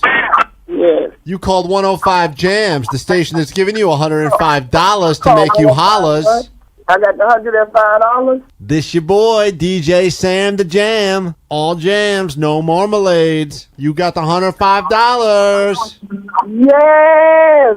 Give it up. What station giving you jams and cash? Top 105. 105 what? Jam. Jams 105. And lucky you, it's Double Trouble Thursday. We're going to double your $105. Wow. We're going to double that to $210. Okay. I'll take the double. Oh, you know what? We're going to triple it. What do you think of that? $315. Wow, I like that even better. What station is tripling your jams and your cash? Hot 105 Jam. Hot 105 Jams. Uh-oh, you gone and activated the Cash Quadrupler. It's Quadruple Cash Thursday. $420. Yes. Whoops. This is embarrassing, and Sam the Jam never makes a mistake. It is not quadruple cash day. Okay. In fact, I should also point out I don't believe it's a triple day either. It's all right. Nor is it a double day or even a regular $105 day. In fact, this isn't even Hot 105. It's Live 105, and we don't have any money for you, and more embarrassingly, we don't even have any jams. Okay. So what's your... Excuse me, I was trying to do that off the air, and it snuck in on the air. Ew. And I hate burping on the air. It's so unprofessional. But excuse me, it was sitting on both. That's it. Those two are my last Is this ones. the protein coffee? I think it's the goddamn protein coffee. Jesus, I what's didn't the want matter? protein coffee. Now I'm all raging up and gassy.